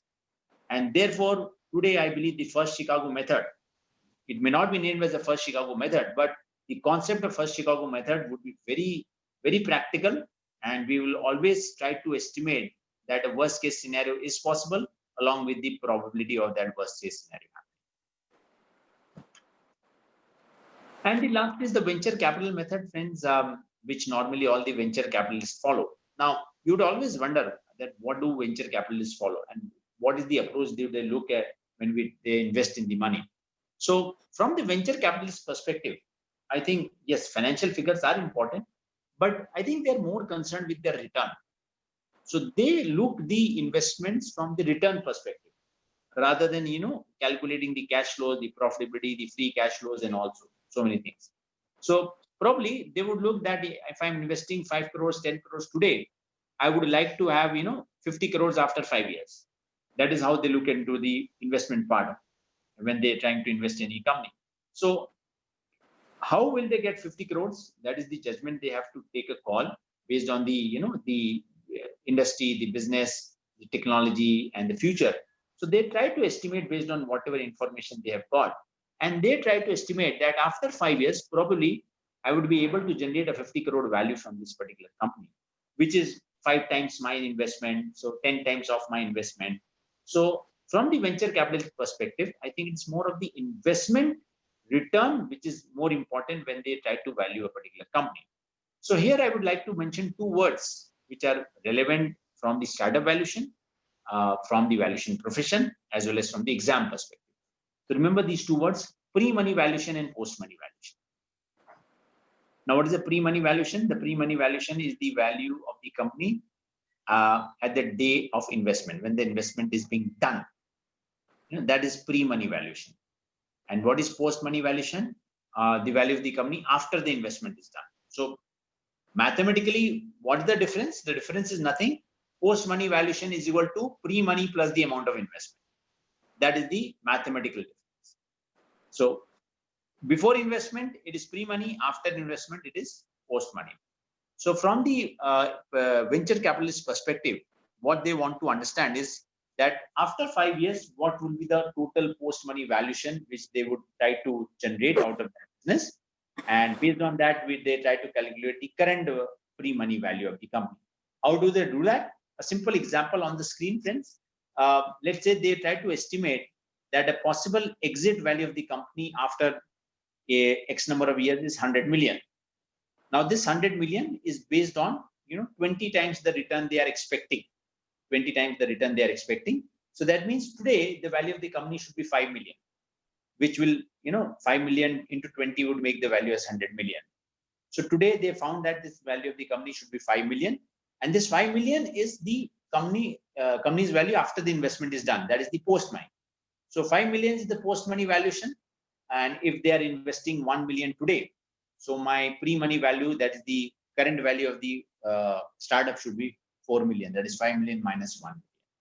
So that is how they arrive at the pre-money valuation of a particular company, purely based on the return criteria rather than anything else. So that is how the venture capital world goes on. And how do they determine the exit value? The method of determining the exit value is totally based on the criteria of comparable transaction method. So they estimate that after 5 years, probably this company would have 10 million users, like a company like a Dream 11. So if they want to estimate that what is the possible value of Dream 11 after 5 years, so estimate that the Indian country has 130 crores population. Out of that 130 crores, probably 20 crores are young people, and out of 20 crores, probably the interested people in cricket would be 10 crore, and out of 10 crore, 5 crore would be the possible people who would be using this app. So 5 crore users after 5 years, multiply by 100 rupees from each user, that is the value it will generate. So accordingly, they calculate the future value. So this is how the practical approach goes on for valuing any startup.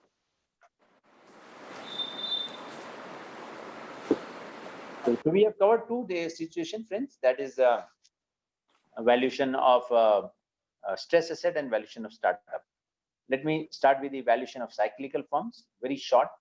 And valuation of cyclical firms means what? Which type of firms? So these are firms which are cyclical in nature, and we all understand what is cyclical in nature, where the business goes on in ups and downs, especially the companies of which nature? The commodity-based companies which are in cycle in nature, like the steel industry, the sugar industry. These are all companies which are cyclical in nature. Now, what is the problem in valuation of these companies? The problem comes in because they are operating cycles, and valuation will never consider only a peak period or a worst period. So the valuation has to be based on a normalized period. So when you are valuing, let's say you are valuing today, so that current period, whether it is a peak period for that cyclical firm or the worst period for the cyclical firm, that has to be taken into consideration. So the biggest problem from exam perspective, what is the biggest issue which will come in? The biggest issue which will come in is the identification of the normal year. So we have to bring in a normalization factor. So we remember this word, friends. Normalization factor has to be brought in to all the cash flows, forecasted cash flows, to bring it to the normal level, so that forecasting could be done and valuation could be done on the normal cash flows rather than the peak or the bottom cash flows. Or you can always identify the midpoint of the business cycle, which is considered as the average period of the business. And that can be done by using all the statistical techniques of mean, median, mode, and so on. So you can apply all the statistical technique to arrive at the midpoint or the normalization factor. The characteristics of cyclical firms, we all understand they'll operate in based on the commodity price cycle. A lot of volatility in earnings, that is the biggest feature of cyclical firms. Then a lot of healthiest firms, in the best of the firms in the world are subject to a lot of macro risk if the macro move is negative of the cyclical firms. And one of the characteristics is that all these cyclical firms will have finite resources. And that is why I gave the examples of sugar and steel. These are examples of commodity-based companies. So coming to the last part, the small and medium enterprises, friends. So should we take a 5-minute short break before we get into the small and medium enterprises? Yes. Yeah. Yes. Yeah, we can. Okay, so we take a 5-minute short break and then restart.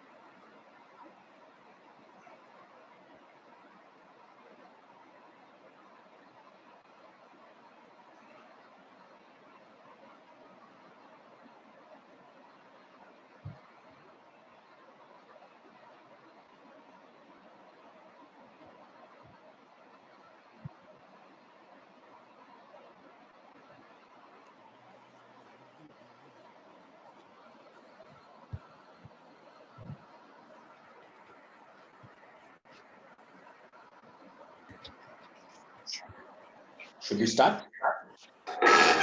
Yes, sir. Okay. Just 1 second. Yes, sir.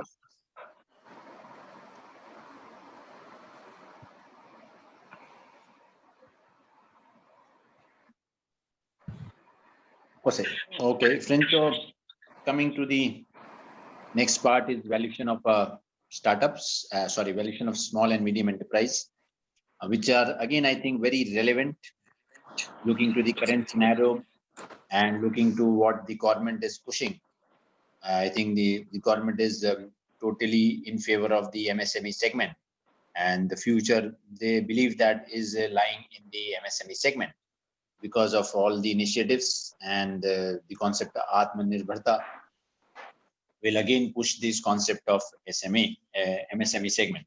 And as a professional, I think as a professional also, we should always look upon the opportunity for all the from the MSME segment. And we as a professionals, so a lot of chartered accountants are relying on the MSME segment for value for other work also. So let us keep our eyes open on the world of MSME and look for opportunities, including the valuation world. So let me start with the concept of MSME valuation.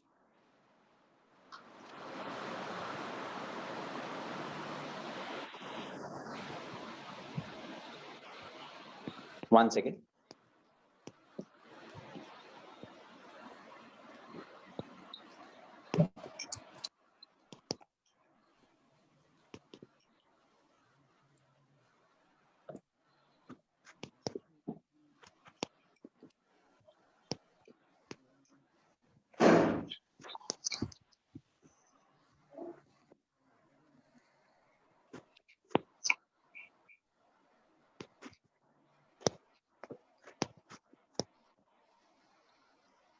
Okay, so friends, the MSME, just trying to highlight the importance of MSME in the business world. I'll focus on 2-3 important points so that you also explore this opportunity. I think, friends, the ecosystem is changing across the country. Why? Again, because of the initiatives of the government of Atmanirbharta, MSME, and other things. Along with that, when the ecosystem of entrepreneurship comes in, I think that is very essential for the MSME to, get into proper shape and into organized sector. So the ecosystem of entrepreneurship is getting built in the last 10 years, if you see, and a lot of people, a lot of the young people are exploring the possibility of venturing into their own profession, business. And that is why if the ecosystem continues of entrepreneurship, I think the MSME is definitely going to grow. The second possible exploration which you can take as a profession is that because of insolvency, what has happened, a lot of small companies are now on the, available for sale, are in the market for available for sale, which were never there. I think 5 years back, if anybody wanted to purchase a small private limited company, it would not have been possible for him. But because of insolvency, you will find that there are so many small companies which are maybe running today, or which are closed down for ABCD reason, but they are available for sale. And that explores the possibility of merger and acquisition in the MSME segment, which normally merger and acquisition was, broadly labeled for big companies. But today, I think insolvency has filled in that vacuum, and now it has brought in a certain kind of new opening. And I think we need to open up our mind like a parachute, and we explore this possibility. Then I think we have a good professional opportunity. The third is, friends, let me tell you the demographic change which is happening in our culture, in the society. I'll focus on the society part. And as I said, as a professional, we need to keep our eyes on the macroeconomic changes as well as the societal changes also. So the society changes which is happening in terms of the second generation, friends.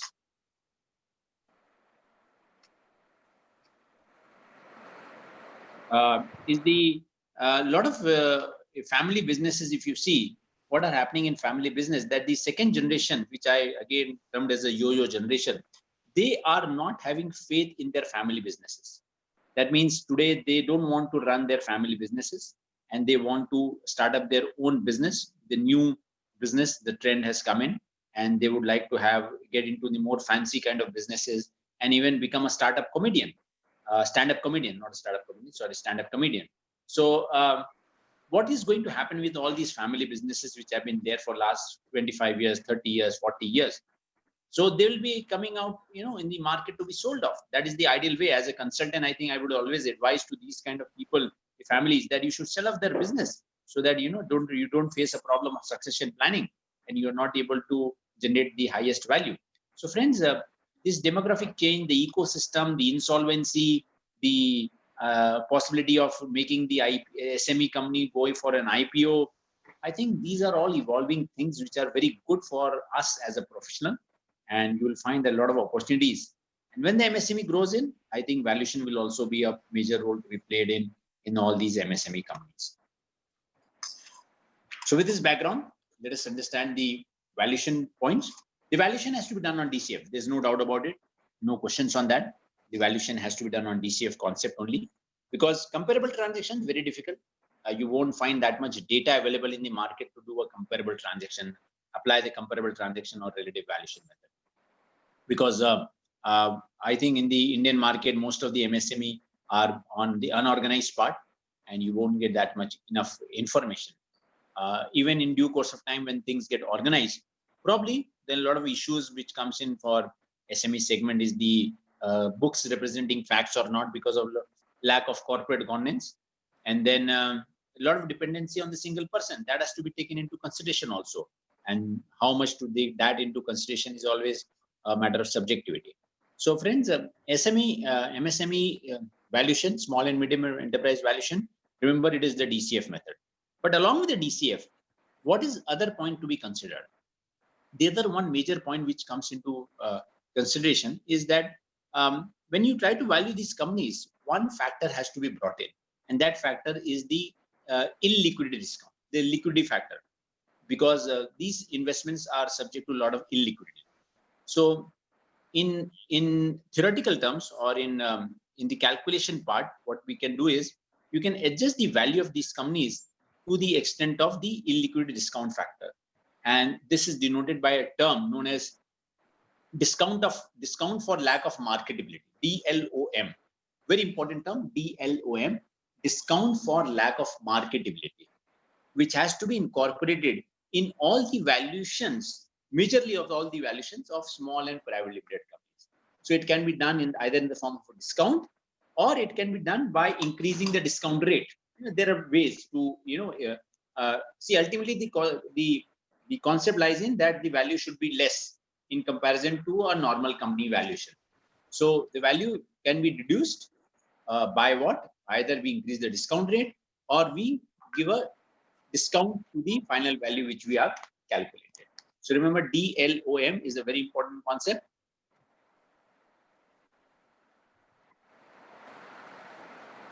And so what is the full form of that? Pardon? Can you please just repeat the full form of that? Discount for lack of marketability.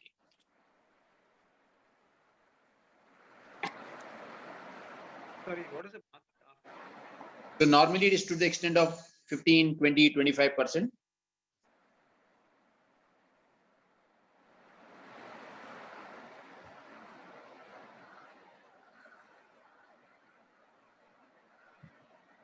Right?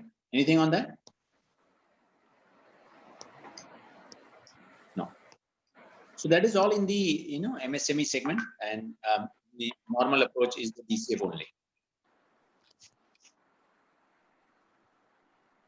So let us now move ahead to the final part, and we'll consider the valuation of holding company. So what is a holding company? I think holding company is very simple, where the company which is made investment in other companies. So how do we value such companies? So the only one question which will come in, and the answer is that valuation will be done on the fair value of all the investment. So simple holding company valuation is purely based on the valuation of the fair valuation of all the investment which is done.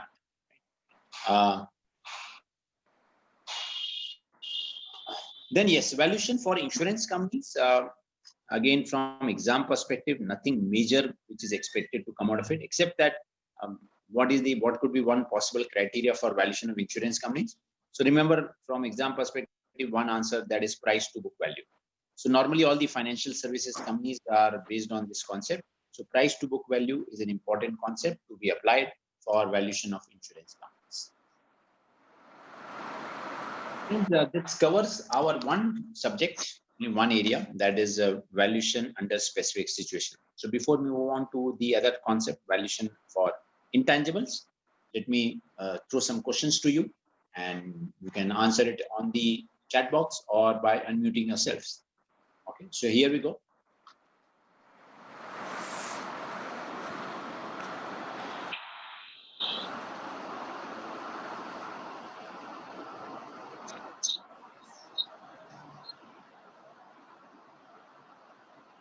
All the above. Yes, all the above.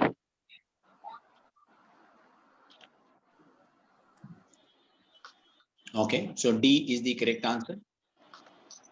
Yeah, D is the correct answer. Good.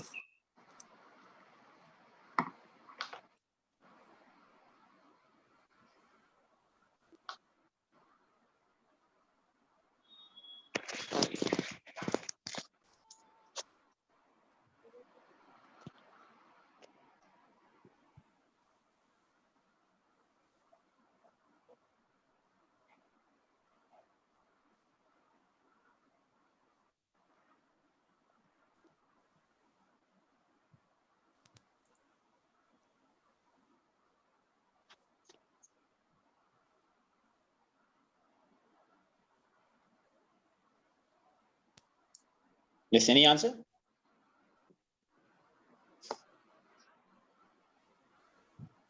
C.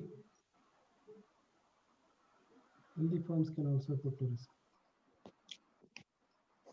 Yes, so the correct answer is C, friends. Next question.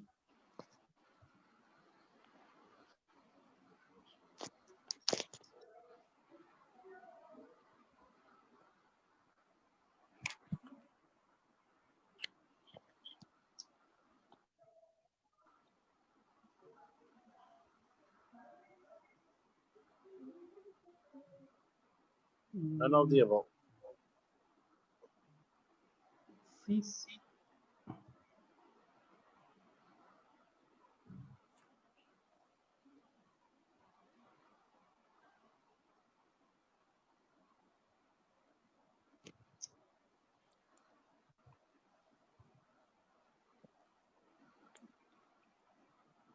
None of the above. So the correct answer is yes, none of the above. Okay. Size of the company. Somebody has mentioned size of the company. Okay. So none of the above is the correct answer. I thought size of the company because probability of company going public may not be having an impact on the liquidity. Now I understand none of the above. Okay. Yeah. Okay.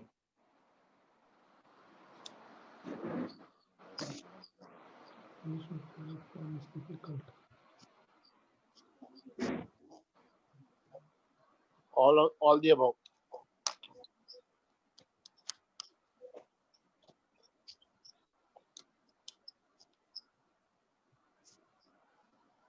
Corporate governance is subject to. All the above.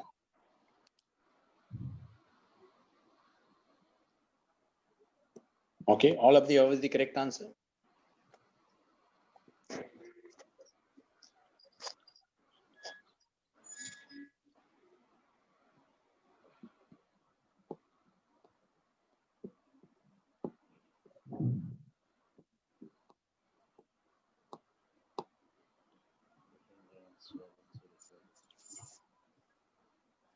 C, both A and B. C, both A and B. C. Yeah, C.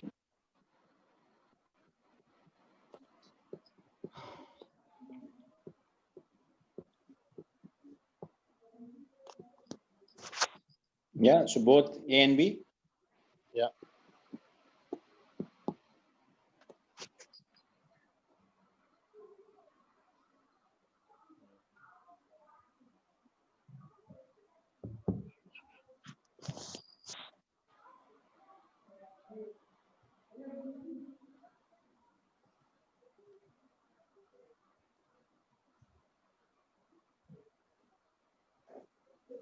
D, technology, market and product.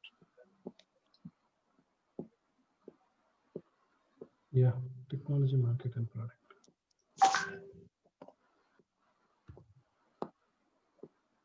Correct. Technology, market and product is the correct answer.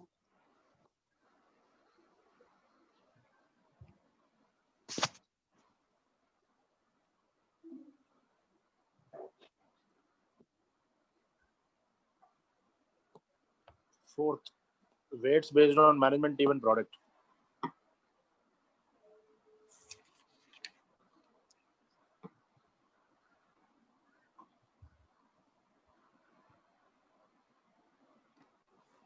Ways based on? Management team and product. Yes, correct. So management team and product. That is fourth is the correct answer. Yeah.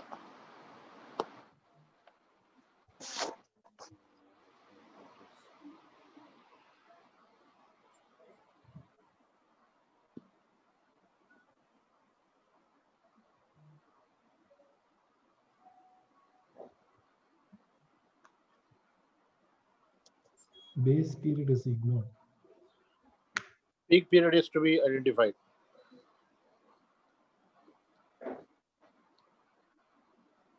C. So we have to take the odd one out. D, base period is ignored.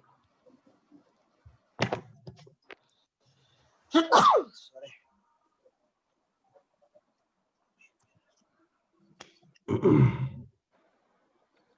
Categorization. C. Peak period is to be identified. No.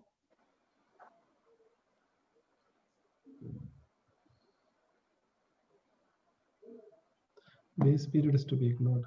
Yes, base period is to be ignored. That is the odd one out.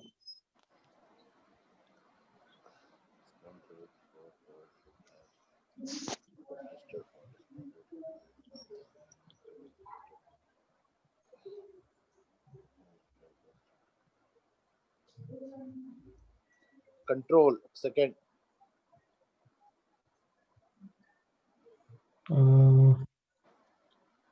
Low cost, no. Sorry, beta, fourth. Beta fourth, yeah. Fourth. Beta. It's a private firm, na? Low cost of debt.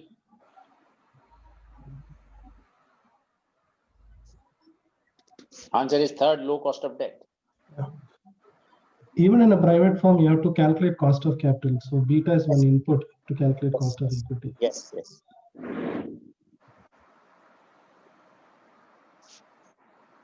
But sir, beta means the volatility of a stock with respect to market. So for a private company, like how we can do that? Yes. So what we need to do is to take a general beta, let's say market beta is 1, and then adjust it as per the company's criteria. And if that is not possible, you have to take beta. So beta is one of the components. So we can take it as 1 also, based on the market return, and then you have to adjust for the specific risk. Okay, sir. Okay.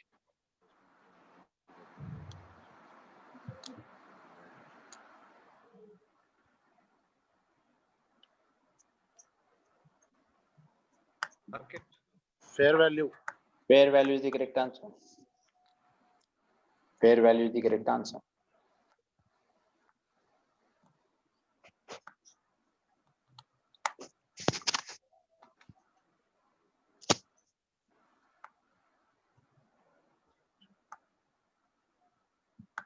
$16.5. Yes, 16.5.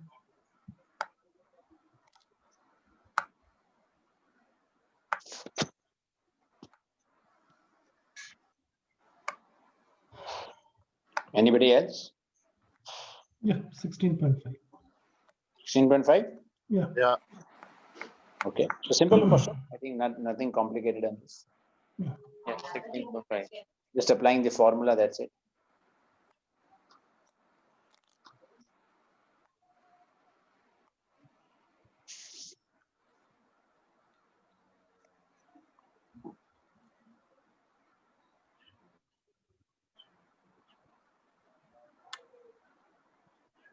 13. I've given you the hint also. The hint is there. 13, 13, 13.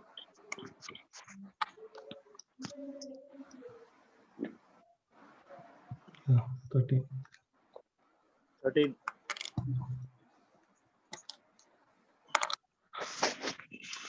Because we have to calculate the RM, return on market portfolio is RM. So we have to calculate RM. And based on this equation, we can calculate the missing figure. Whatever is highlighted on the screen part. So 13 is the final answer. 13 is the final answer.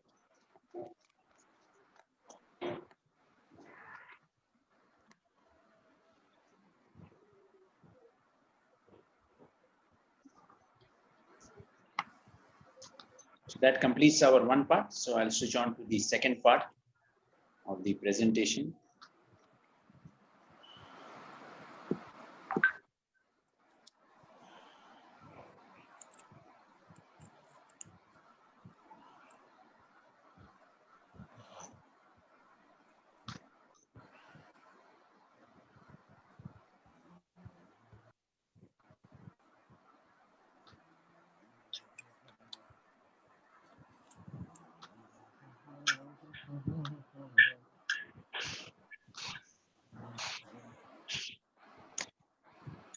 So the second part, friends, is a valuation of intangible. Very important, friends. Very important. Why? Because there are multiple reasons for that. But before that, though it's not a big topic, it's a very short topic. I'll be covering the basic important things in the valuation of intangible. Let me share one or two important points regarding the exam points. One is that when do you appear for the exams? I think the day you are done with your certificate course, this 50-hour training program, I think after completion of this training program, maybe 15-20 days after this training program is over. That is the first thing you should remember.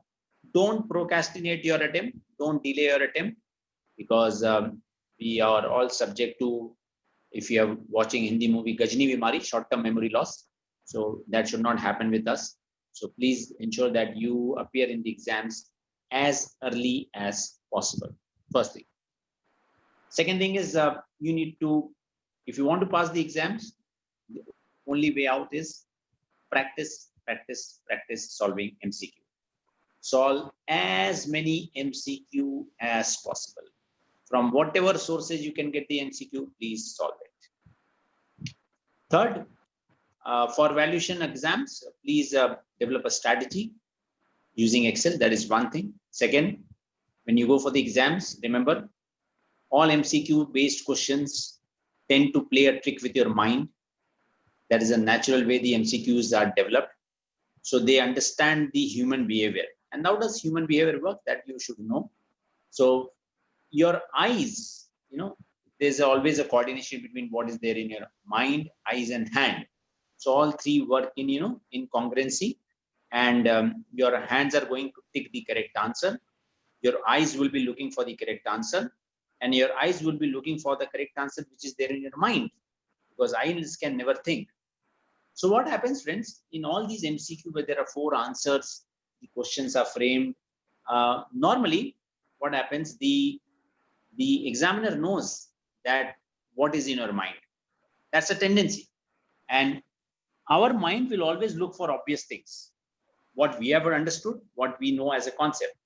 So there are certain very obvious things that, which is there in your mind, and your mind will get attracted towards that thing, and your eyes will only look for those answers. Even the other 3 choices may be the correct one. So whenever you can get an answer which is very obvious, why that is obvious? Because that is in your mind and your eyes are looking for that, and your hand will directly go on that answer.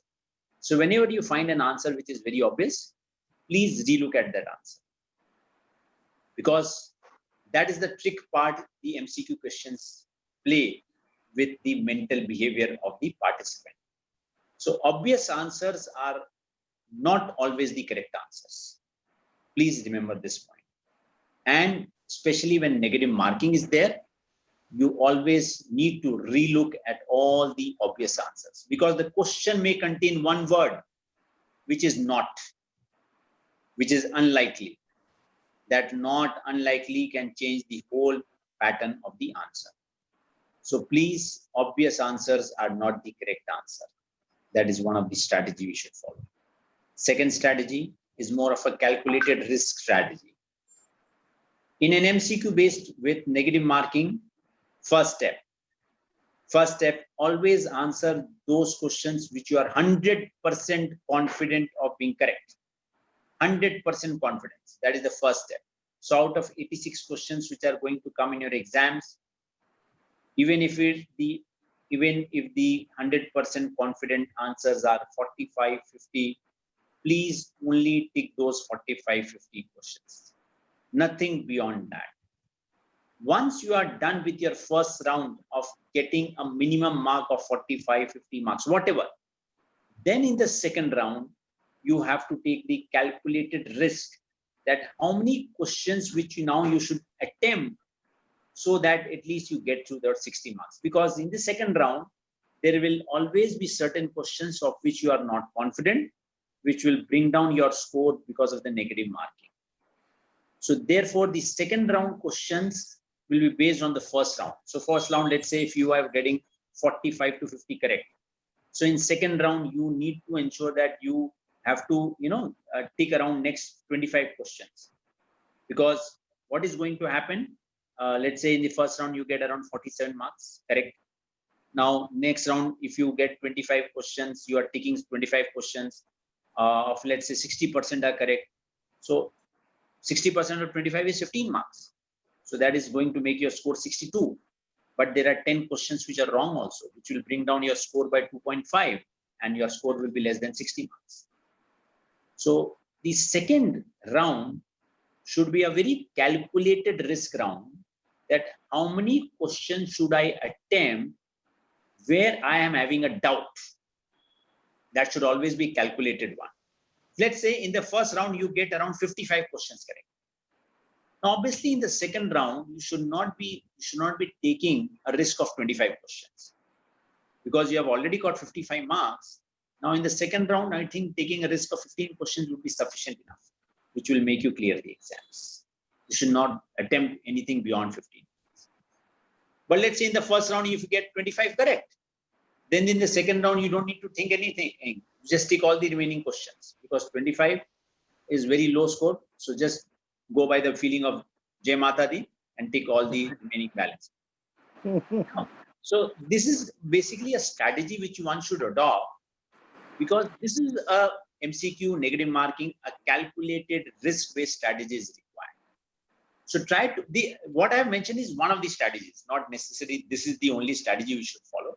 This is one of the strategy, friends, and you can adopt any of the strategy which you are comfortable with.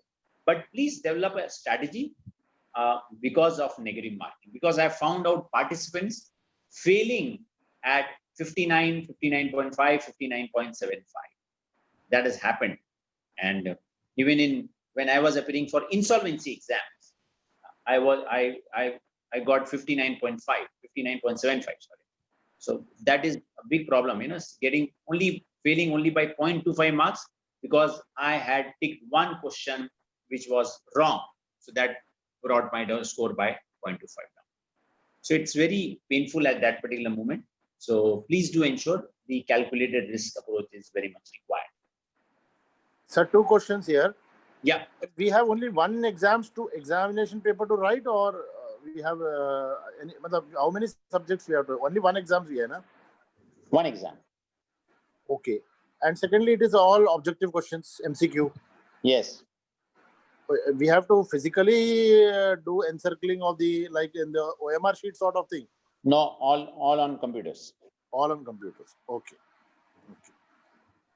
Achha, one more question, sir. This IRP exam parallelly we can opt for it, or we can finish this, then only IRP we can opt.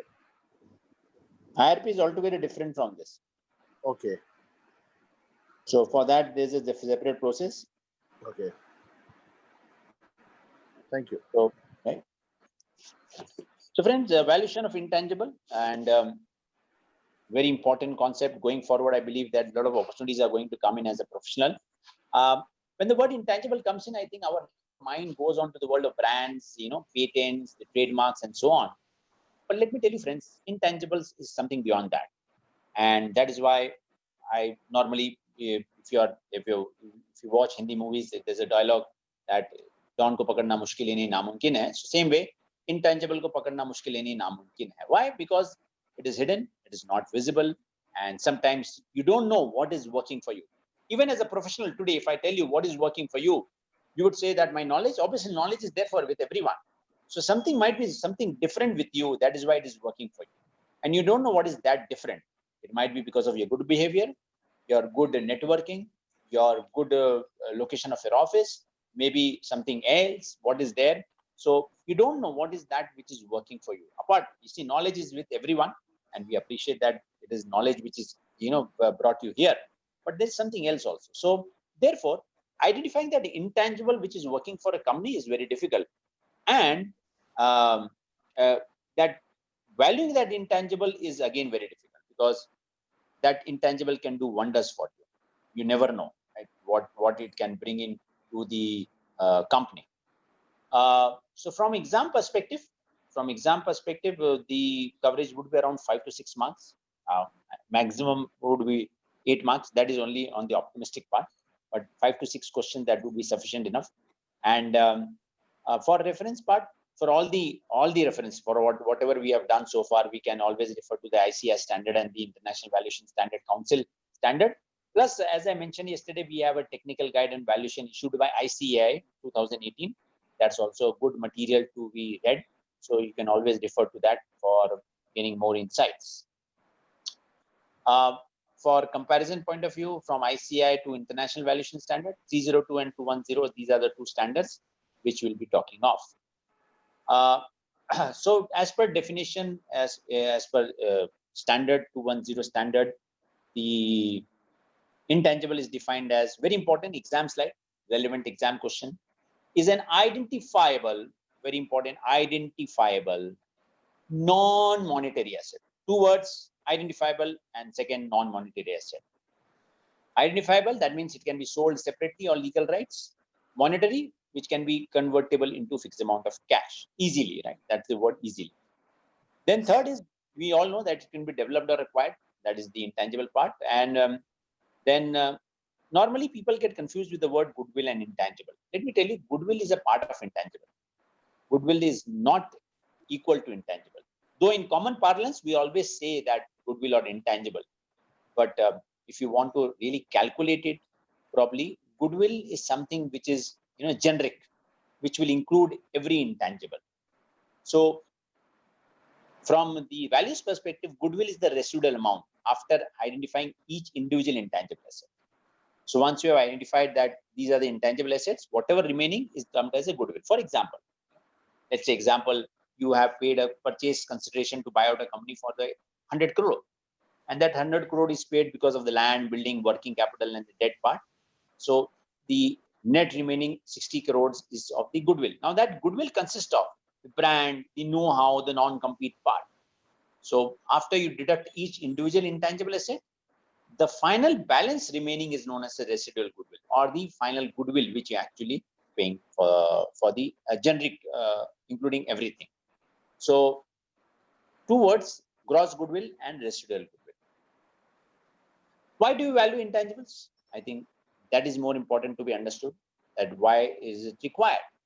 Obviously, when we are transferring a business along with the good intangible, or we are selling the intangible standalone, then the valuation is required. But very important, over a period of time, what has happened, friends, if you refer to the Ind AS or the accounting standard, I think 102 is the accounting standard which I'm trying to refer to, which calls upon for valuation of intangibles in case of business combination, that is merger and acquisition.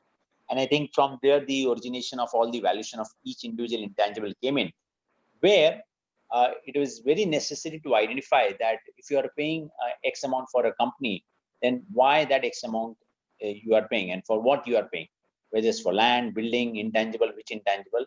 And that is why it generated the need for valuation of intangibles. Then for taxation, I think for slum sale, there is a concept where slum sale is based on the total value of assets, the value is given for lump sum asset, which includes the goodwill also. So therefore, we need to do the valuation of goodwill. Then in a lot of cases where litigations are going on in the court on the questions of valuation, then we need to identify the goodwill and value that goodwill. For determining the personal worth of any person, if you want to take an insurance of that particular celebrity, we need to identify the value of that celebrity. Then in case of sweat equity shares, where the sweat equity shares are issued as per the company law provisions, then we need to value the intangible which is created because of the sweat, effort done by that particular KMP or any individual. So we need to identify the value of the intangible also. So friends, the reasons are many. And I foresee that going forward, a lot of opportunities are going to come for valuation of intangibles. Why? Because the companies today, the business people have understood, yes, that apart from the product they are manufacturing, the services they are delivering, there has to be certain different element which makes their business as a going concern. And that is why they need to bring those hidden, talent of the company in the front by identifying them in the balance sheet. And that is why valuation of intangible is going to play a very important role in times to come. So, friends, as I said that the intangibles is not only related to only one aspect, that is the goodwill or the something like that, but it is something beyond. So, what are the different categories of intangible assets? So there are customer-based intangible asset, there are marketing-based intangible asset, there are contract-based intangible asset, technology-based intangible asset, and artistic-based intangible asset. So if you want to learn it from exam perspective, CAT-CAM, CAT-CM. So CAT-CAM is contract, artistic, and technology, and CM is customer and marketing. So these are the 5 categories of intangible asset, friends. So now you will understand that the spectrum of this intangible asset, if you see through the prism of the intangible, you will now come to know there are so many diversified areas of intangible.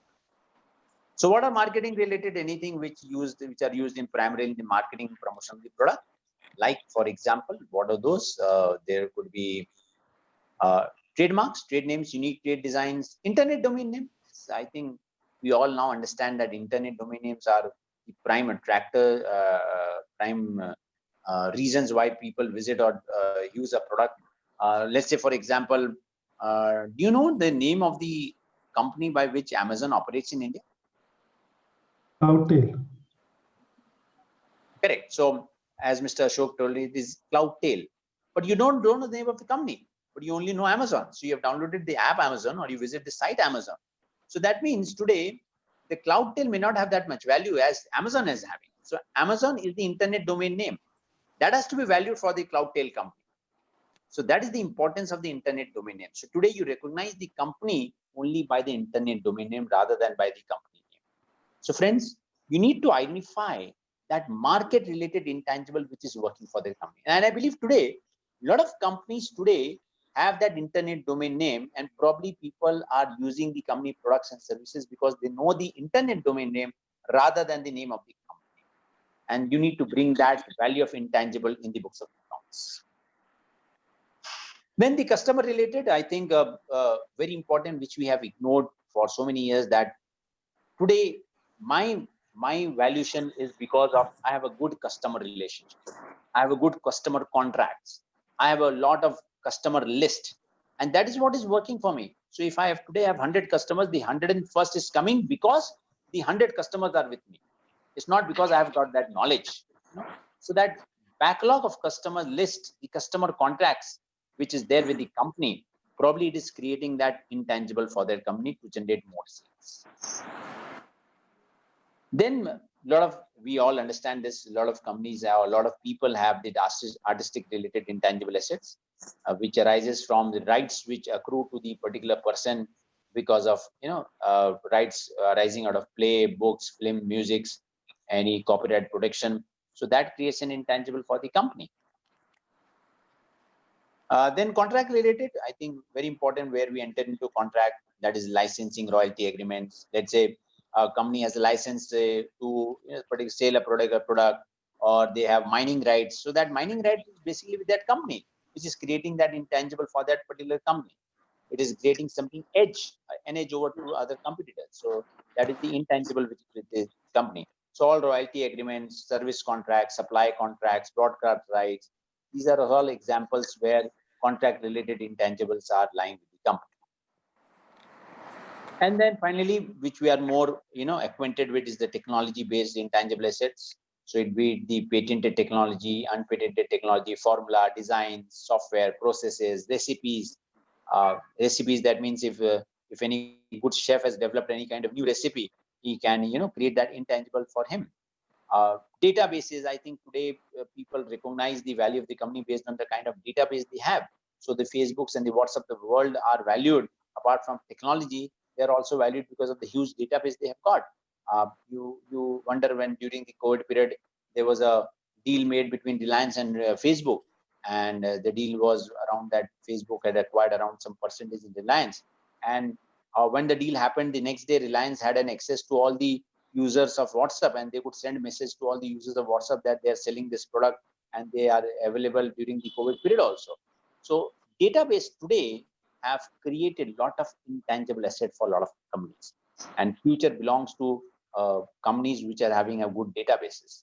And even not the companies, I think the countries across the world have realized the power of data. So data, if they have considered the new oil, data is equal to profit, data is equal to power. That is what they are trying to say.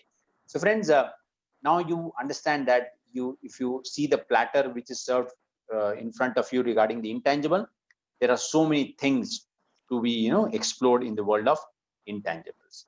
So it's not only goodwill, brand, the royalty, or the trademark, but look beyond these things.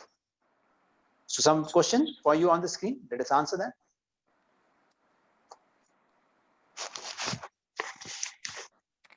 In intangible, I think perhaps we will get only theoretical questions. Yes.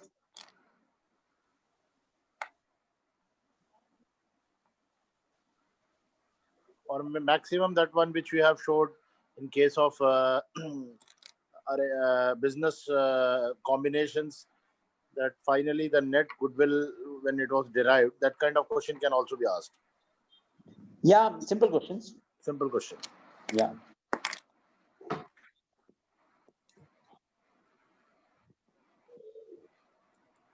Yes, any? C. Yeah. Both C? A and B. C. Yeah. So it can be both A and B, correct? Yeah.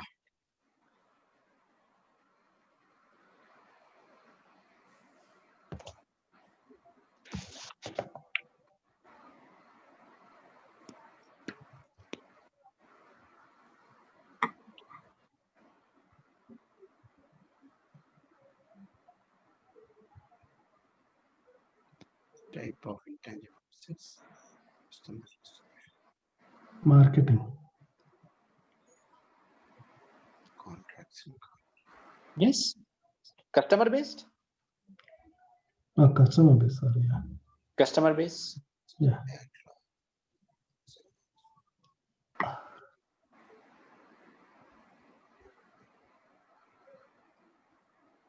Not an example. Trademark. Trademark. Trademark? Yeah.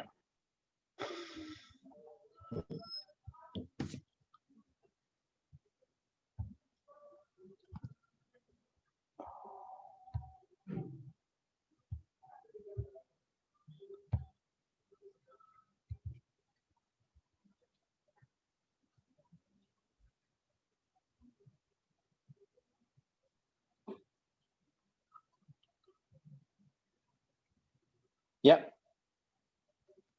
Is the screen shared? No. No. Just one second.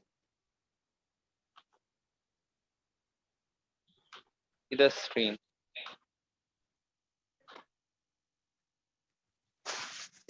Is it visible now? Yeah.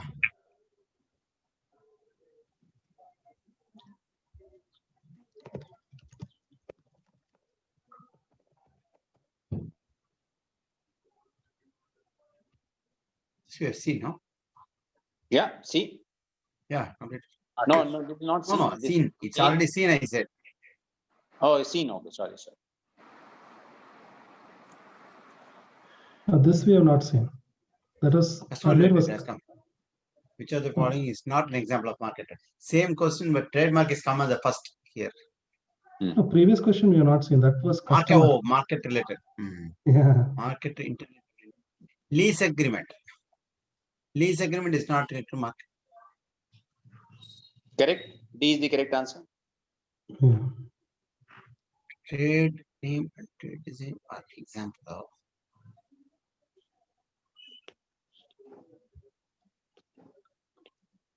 Yeah.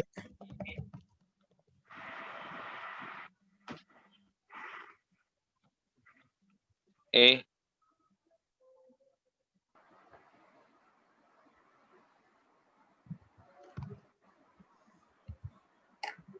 C.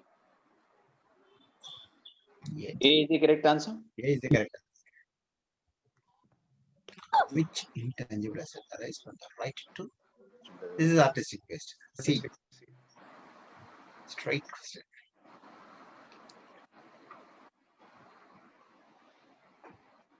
C. Yes, yes. C. Licensing and royalty agreements. Service and supply contracts. Lease agreements, permits. Service contracts. Contract based. Contract D. based. D. D.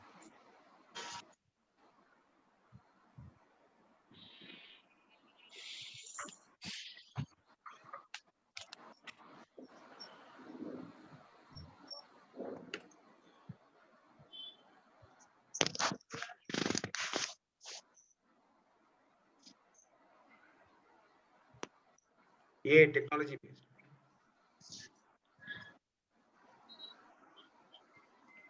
Okay. Technology based. A. Yeah.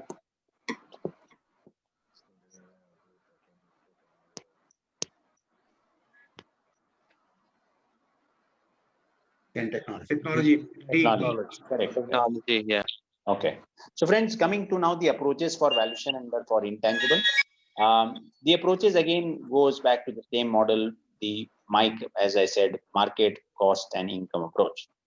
But from exam perspective, would be the correct answer? The correct answer would be though all the approaches could be followed, but the most suitable would be the income approach. So what under income approach? So is it the DCF method? The answer is yes, DCF method. But yes, how do you calculate the cash flows in DCF? That is important. Apart from that, the concept remains same. Present value of all the future cash flows and then discounting it when appropriate date to get the value of the intangible. So it is the income approach which has to be followed. Now, what under income approach? How do you value the brand? How do you value the franchisee agreement? How do you value the technology part? Is there any a specific method? So answer is yes. So there are 5 methods which you have to remember from exam perspective for valuation of intangibles. 5 methods. Remember, 5 methods. First are 5 categories of intangible asset. Remember the word CAT-CAM. 5 categories of intangible asset, CAT-CM. Then 5 methods under the income approach. 5 methods under the income approach.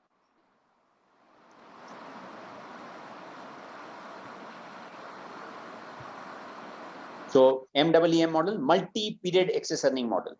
Multi-period excess earning model, which is used for valuing primary intangible asset. Primary intangible asset. Primary intangible asset. RFR, relief from royalty. RFR means relief from royalty. Relief from royalty, which is used for valuing licensing, brand, know-how, technology, basically brand and know-how. Relief from royalty. WWM, with or without model. With or without model. Nothing in relation to WWF. It is with or without model. valuing non-compete agreements.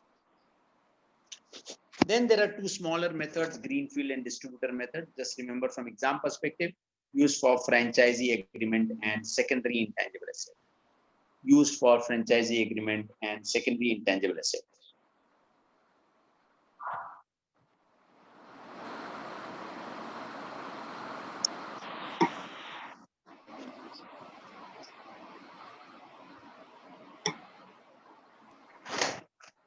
Right. So how do we approach this? I think first we'll take up RFR, WWM, and then we'll wind up with MWM model. Relief from royalty, very simple technique. The concept says that you will be getting relief from royalty. So the whole concept comes in from the thought process that if you want to value a brand, why do you want to value a brand? First question, maybe because you are purchasing a brand.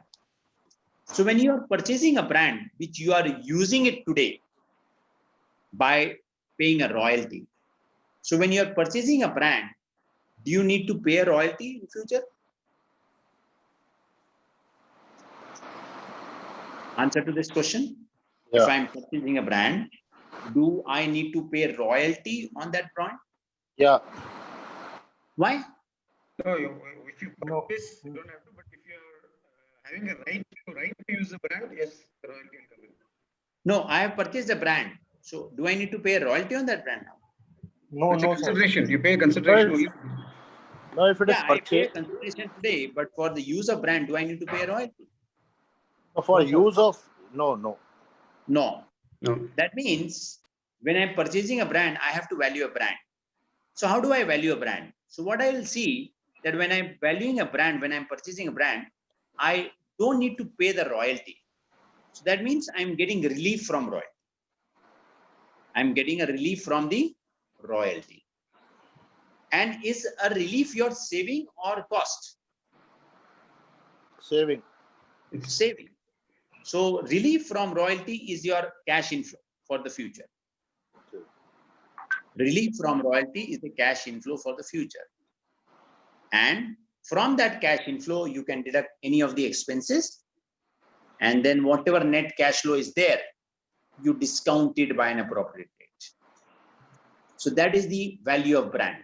So it is nothing but present value of net savings, hypothetical royalty payment, which you are able to generate net of tax, which is the value of the brand. Question comes in, till how many years do I need to take that saving? So it will depend upon the life of that particular brand. It may be 5, it may be 10, it may be 20, whatever estimation you take of the life of that particular intangible. So based on that particular life, you can calculate the present value of that particular saving and calculate the value of the brand. A very simple approach. Nothing relief from royalty. From where will you get the royalty rate on that particular brand?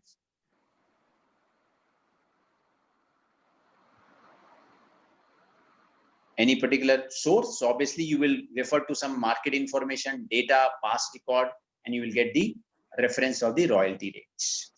So that is the first method, RFR.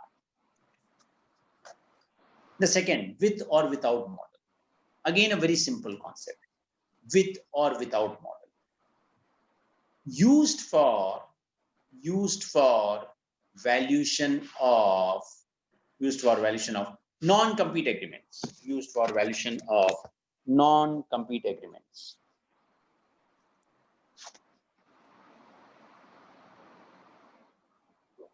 Now, what are non-compete agreements? Non-compete agreements are those agreements which are entered into with your employees so that the employees do not enter into competition with you in future if they leave the organization.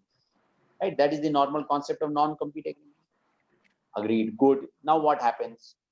Can you tell me, if a company has entered into a non-compete agreement with all their employees, will there be competition in future?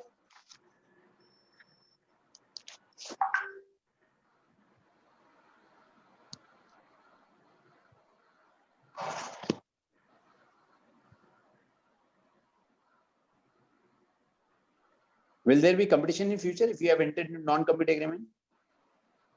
Yes, sir. It may be. There may be. No, I mean to say, see, competition is always there, but will there be competition from your employees? Yeah, At as least long for as the they're employees, there won't be competition. Right. Obviously from the employees, because you have entered a non-compete agreement with specific people, not with the general public. Yeah. So for the restrictive period, we will not have. right. So if there is less competition, will the sales be more or not? Yes. Right. So with the non-compete agreement, the sales will be more. And without the non-compete agreement, the sales will be Same. less. It could be even lower. It could be lower. Yeah. Correct. So the difference between with and non is known as the incremental cash. When you have the non-compete agreement, the sales is higher. When you don't have the non-compete agreement, the sales is lower. The difference is known as the incremental cash flow. And that is the incremental cash inflow with the scenario that the non-compete agreement is there. So then what do? We just discount that incremental cash flow after adjustment of tax, and whatever value which we get is the value of that particular non-compete agreement. Value of that non-compete agreement. I have one question here. Yes. No, when the company acquires a brand or a product or whatever, from another party. Yes. Typically, the contract may contain a non-compete with the erstwhile promoters, that they will not be in competition with them for about 5 years or 8 years or 10 years, or some non-compete clause is signed with the earlier owners. So the same method is adopted for that also. For there could be that could be a larger delta. Value that could be ascribed here because of that. Correct. No, but that would come under the brand valuation. Yes, obviously, because you are entering a non-compete agreement for that particular brand. So Correct. for that particular brand, you can have a higher cash inflow. So that will come to brand valuation. So Yes. Okay. Now, again, very valid point, Mr. Siva. I would like to add on to this, that when you're purchasing a brand now, because you're paying some amount, now for that amount will include two things now: the value of the brand as value of the non-compete agreement also. So to the extent that non-compete agreement is increasing that sales, that will be a part of the value of the non-compete agreement. So you're paying for two intangible. One is for the brand and the other is for the non-compete. That is for understanding. There is one particular brand. Let it be called as a shoe brand. So for the brand, we are doing an evaluation because that brand I am going to acquire. So whatever be that particular brand selling over a period of time, on that basis, we have determined the valuation. Correct. That fellow is also starting the same shop in the next door. Then my sale will not be that very high. So I stop him from doing for next 5 years. Yes. That it will have an incremental valuation. Is that right? Correct. Yes. And that incremental valuation is the value of the non-compete agreement. Correct. That is non-compete. The first valuation will be on the brand. Yes. Second portion will be for the non-compete agreement. Correct. Yeah. Correct. So these are the two methods, RFR and WWM methods. The third method, that is multi-period excess earning model. Though from understanding point of view, it may be difficult, but then again, very simple. Because the concept again talks about excess earning. See, because of intangible, what is actually finally accruing to you? Is it the product or is it because the incremental thing which you are getting out of the brand? I think that is the incremental thing. For any kind of intangible, normal sales is always there. But what we are generating is extra because we have that intangible working from. So in all the models, the word excess will always come in, whether it is the WWM, whether it is RFR or something. So there's always an excess earning. So here also, there's some multi-period excess earning method. Now, what does this say is that? Normally, from exam perspective, 2-3 important points which I'm focusing on. First is that it is used for valuing a primary asset. primary intangible asset, not the asset, but primary intangible asset. Now, what is that primary intangible asset? So let's say for for Apple, company is an Apple. What is the primary intangible asset? The Apple brand, right? That is the primary intangible asset. Technology.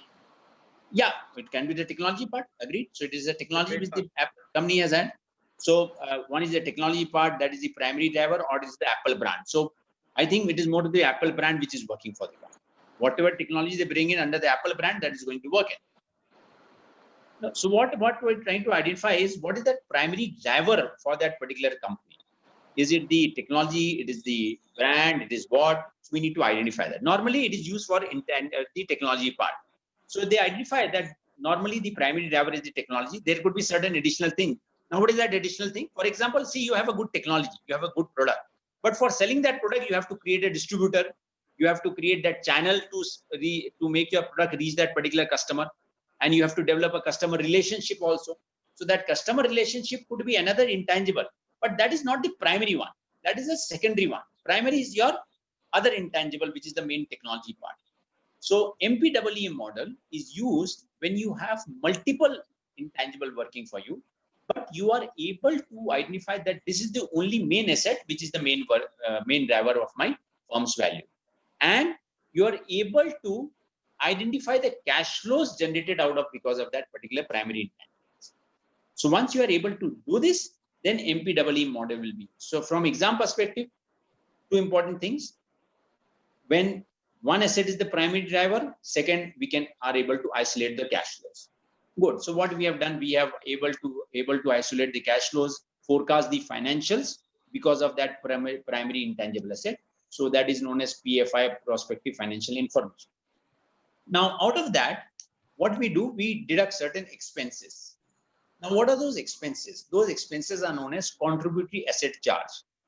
Now, what are those contributory asset charge? Because that primary asset may be using some other asset also for generating the sales. Like there could be secondary intangible asset which is being used, some other asset which is being used. Let's say, for example, working capital. Now, working capital is also used as a generating sales for that primary intangible asset. So any expense which is incurred by that primary intangible asset by using some other asset is known as a contributory asset charge, which is nothing, in simple words, in our financial word, it is known as opportunity cost.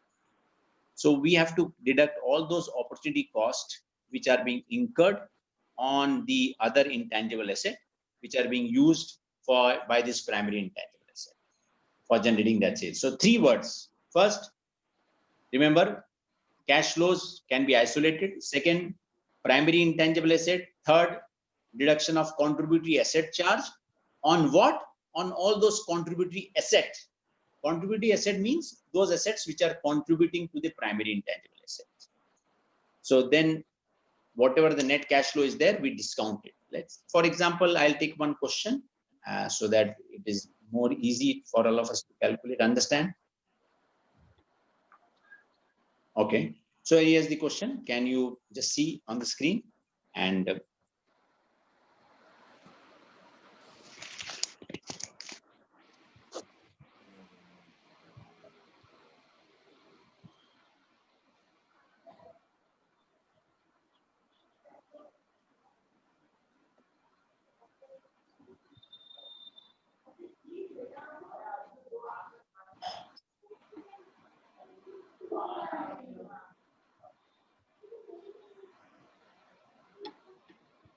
okay, so here's the company which has got an earnings for the last 5 years has been given. And there are some other assets which the company is able to identify that 5 lakh is the other asset on which there is a 15% return. So we need to calculate the goodwill as per multi-period excess earning model. So what we do first is calculate what is my excess earning. So my excess earning is, let's say my average earning is 1,20,000. 140. 140 is the answer. 1,28,000. Goodwill is 1,40,000.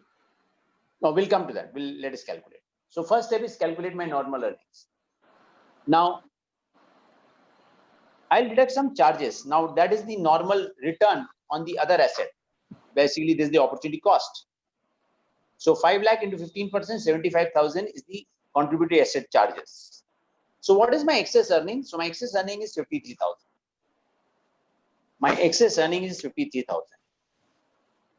Now this excess earning is going to remain with me for how many years? That is not mentioned in the question. That is there for infinite period.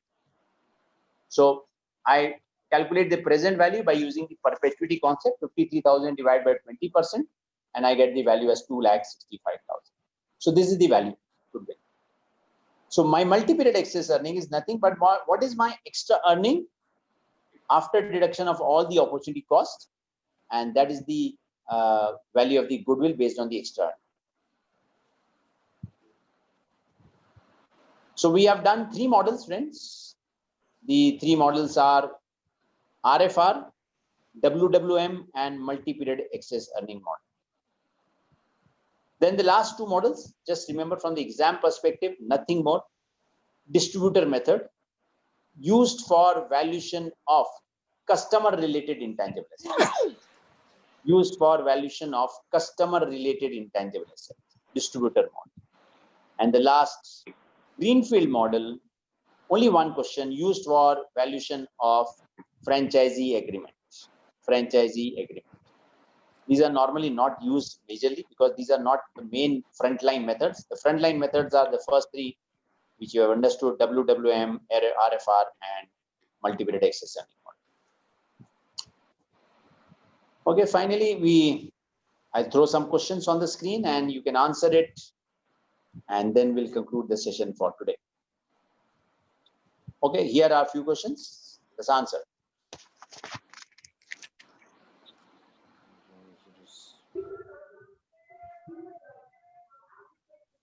A.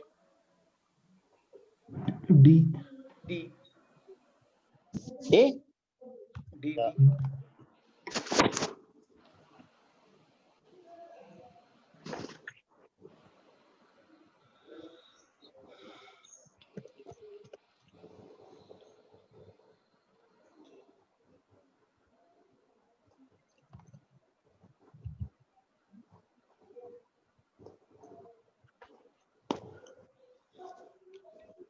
A.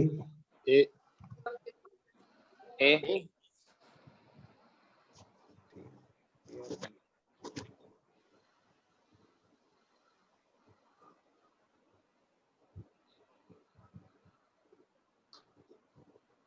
C. C. A or B. C.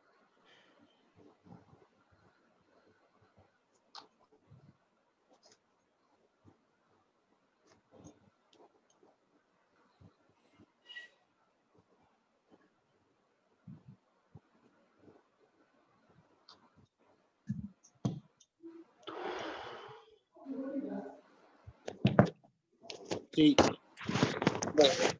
Play.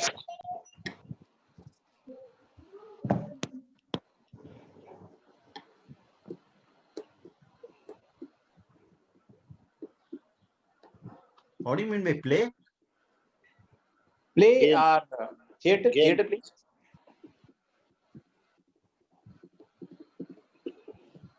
Answer is play, but what do you mean by play? Theater plays, the theater plays.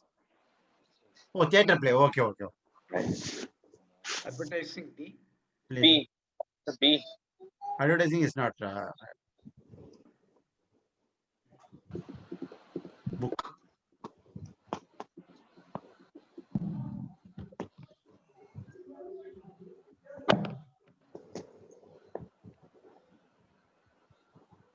Lease agreement. A. Lease agreement. Yeah.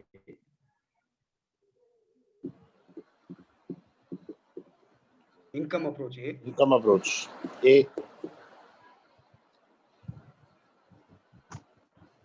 D. Hey, market cost also can be taken. Yeah. D. See, as I mentioned, see, all the approaches can be used. All the approach is possible. Correct. Yes, but you Yes, see the next question. Next question. Yeah, here it is. Which approach? B. B. B. Yes. B. So most suitable is the income approach.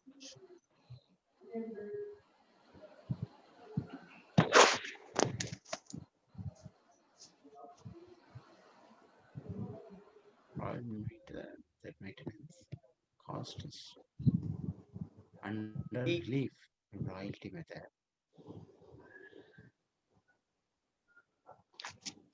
See. See.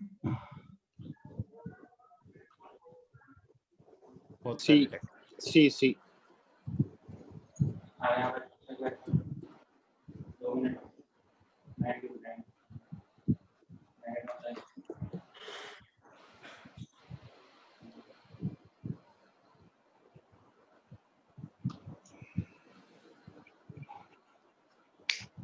In MEEM, saving of tax royalty.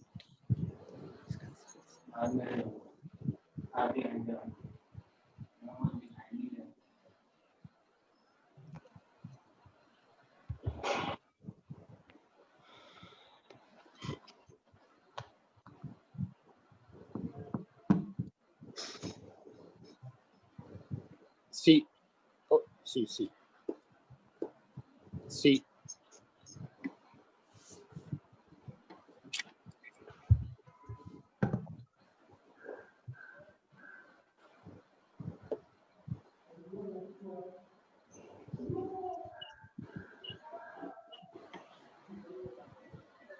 Very last simple question.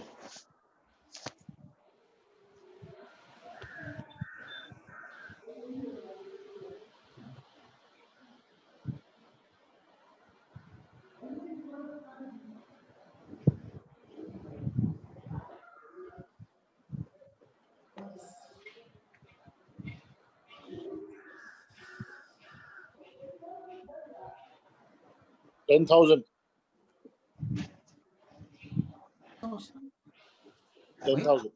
30,000.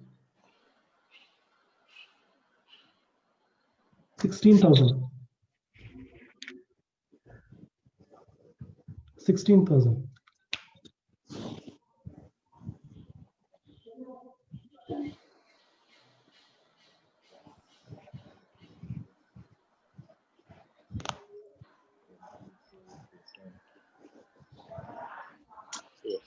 Right, friends? Yes. So in this way, we have tried to cover the topics which are relevant from exam perspective. If you have any questions, you're always welcome to ask. Otherwise, I'm there in the group also, WhatsApp group. You can always raise a question to me on the group or through a direct message also, from personal message also. So therefore, very important topics which we have covered in the last 2 days. And probably this will cover around 10 marks question, which are quite important. So any questions? Otherwise, we'll conclude this day for today. And one question, Mr. Naveen. Yeah, please tell me. How important is to remember these formulas? Because we are sufficiently aged enough to remember those RF, RM, all these things. We are able to understand the concept literally. But the point is putting this RF, RM, all those things. I probably people younger like Ashoka, Rajay may be able to remember better. But all of us are out of this age. So how important is this from the examination oriented? See, for working out, there is no problem. How important is in the examination orientation? Sir, if you ask me simple one word. Am I clear? Yeah, I would answer only one word: important. Important. Yes. Right. Then let us work on it. Yes, we have to work on it. And you have to work on it. And I would suggest that because you have a family at your home, so please give all these formula to your wife. She'll keep on reminding. No, we are working on it. See, literally, we are working on this. Whenever we do a valuation, we utilize all these things and do it. But the point is, at the time of examination, when the question happens, that RF minus RM, minus that we are pissed off to some extent. I know. For that, I'll have to rework. That's all. Yes, I know, because exam pressure is something else, and recalling at any instantaneously and applying that, it becomes very difficult. But we are all limited by the exam approaches. We need to do that. But more difficult things have been answered when we are doing in CA, but not now. Yeah, absolutely perfect. Perfectly. Okay. So thank you, everyone. And Thank you, sir. Thank hope you. you have a more wonderful time in times to come for the learning part. Thank you. Thank you. Thank you, Mr. Naveen. Thank you. Thank you. Thanks a lot. Thank you.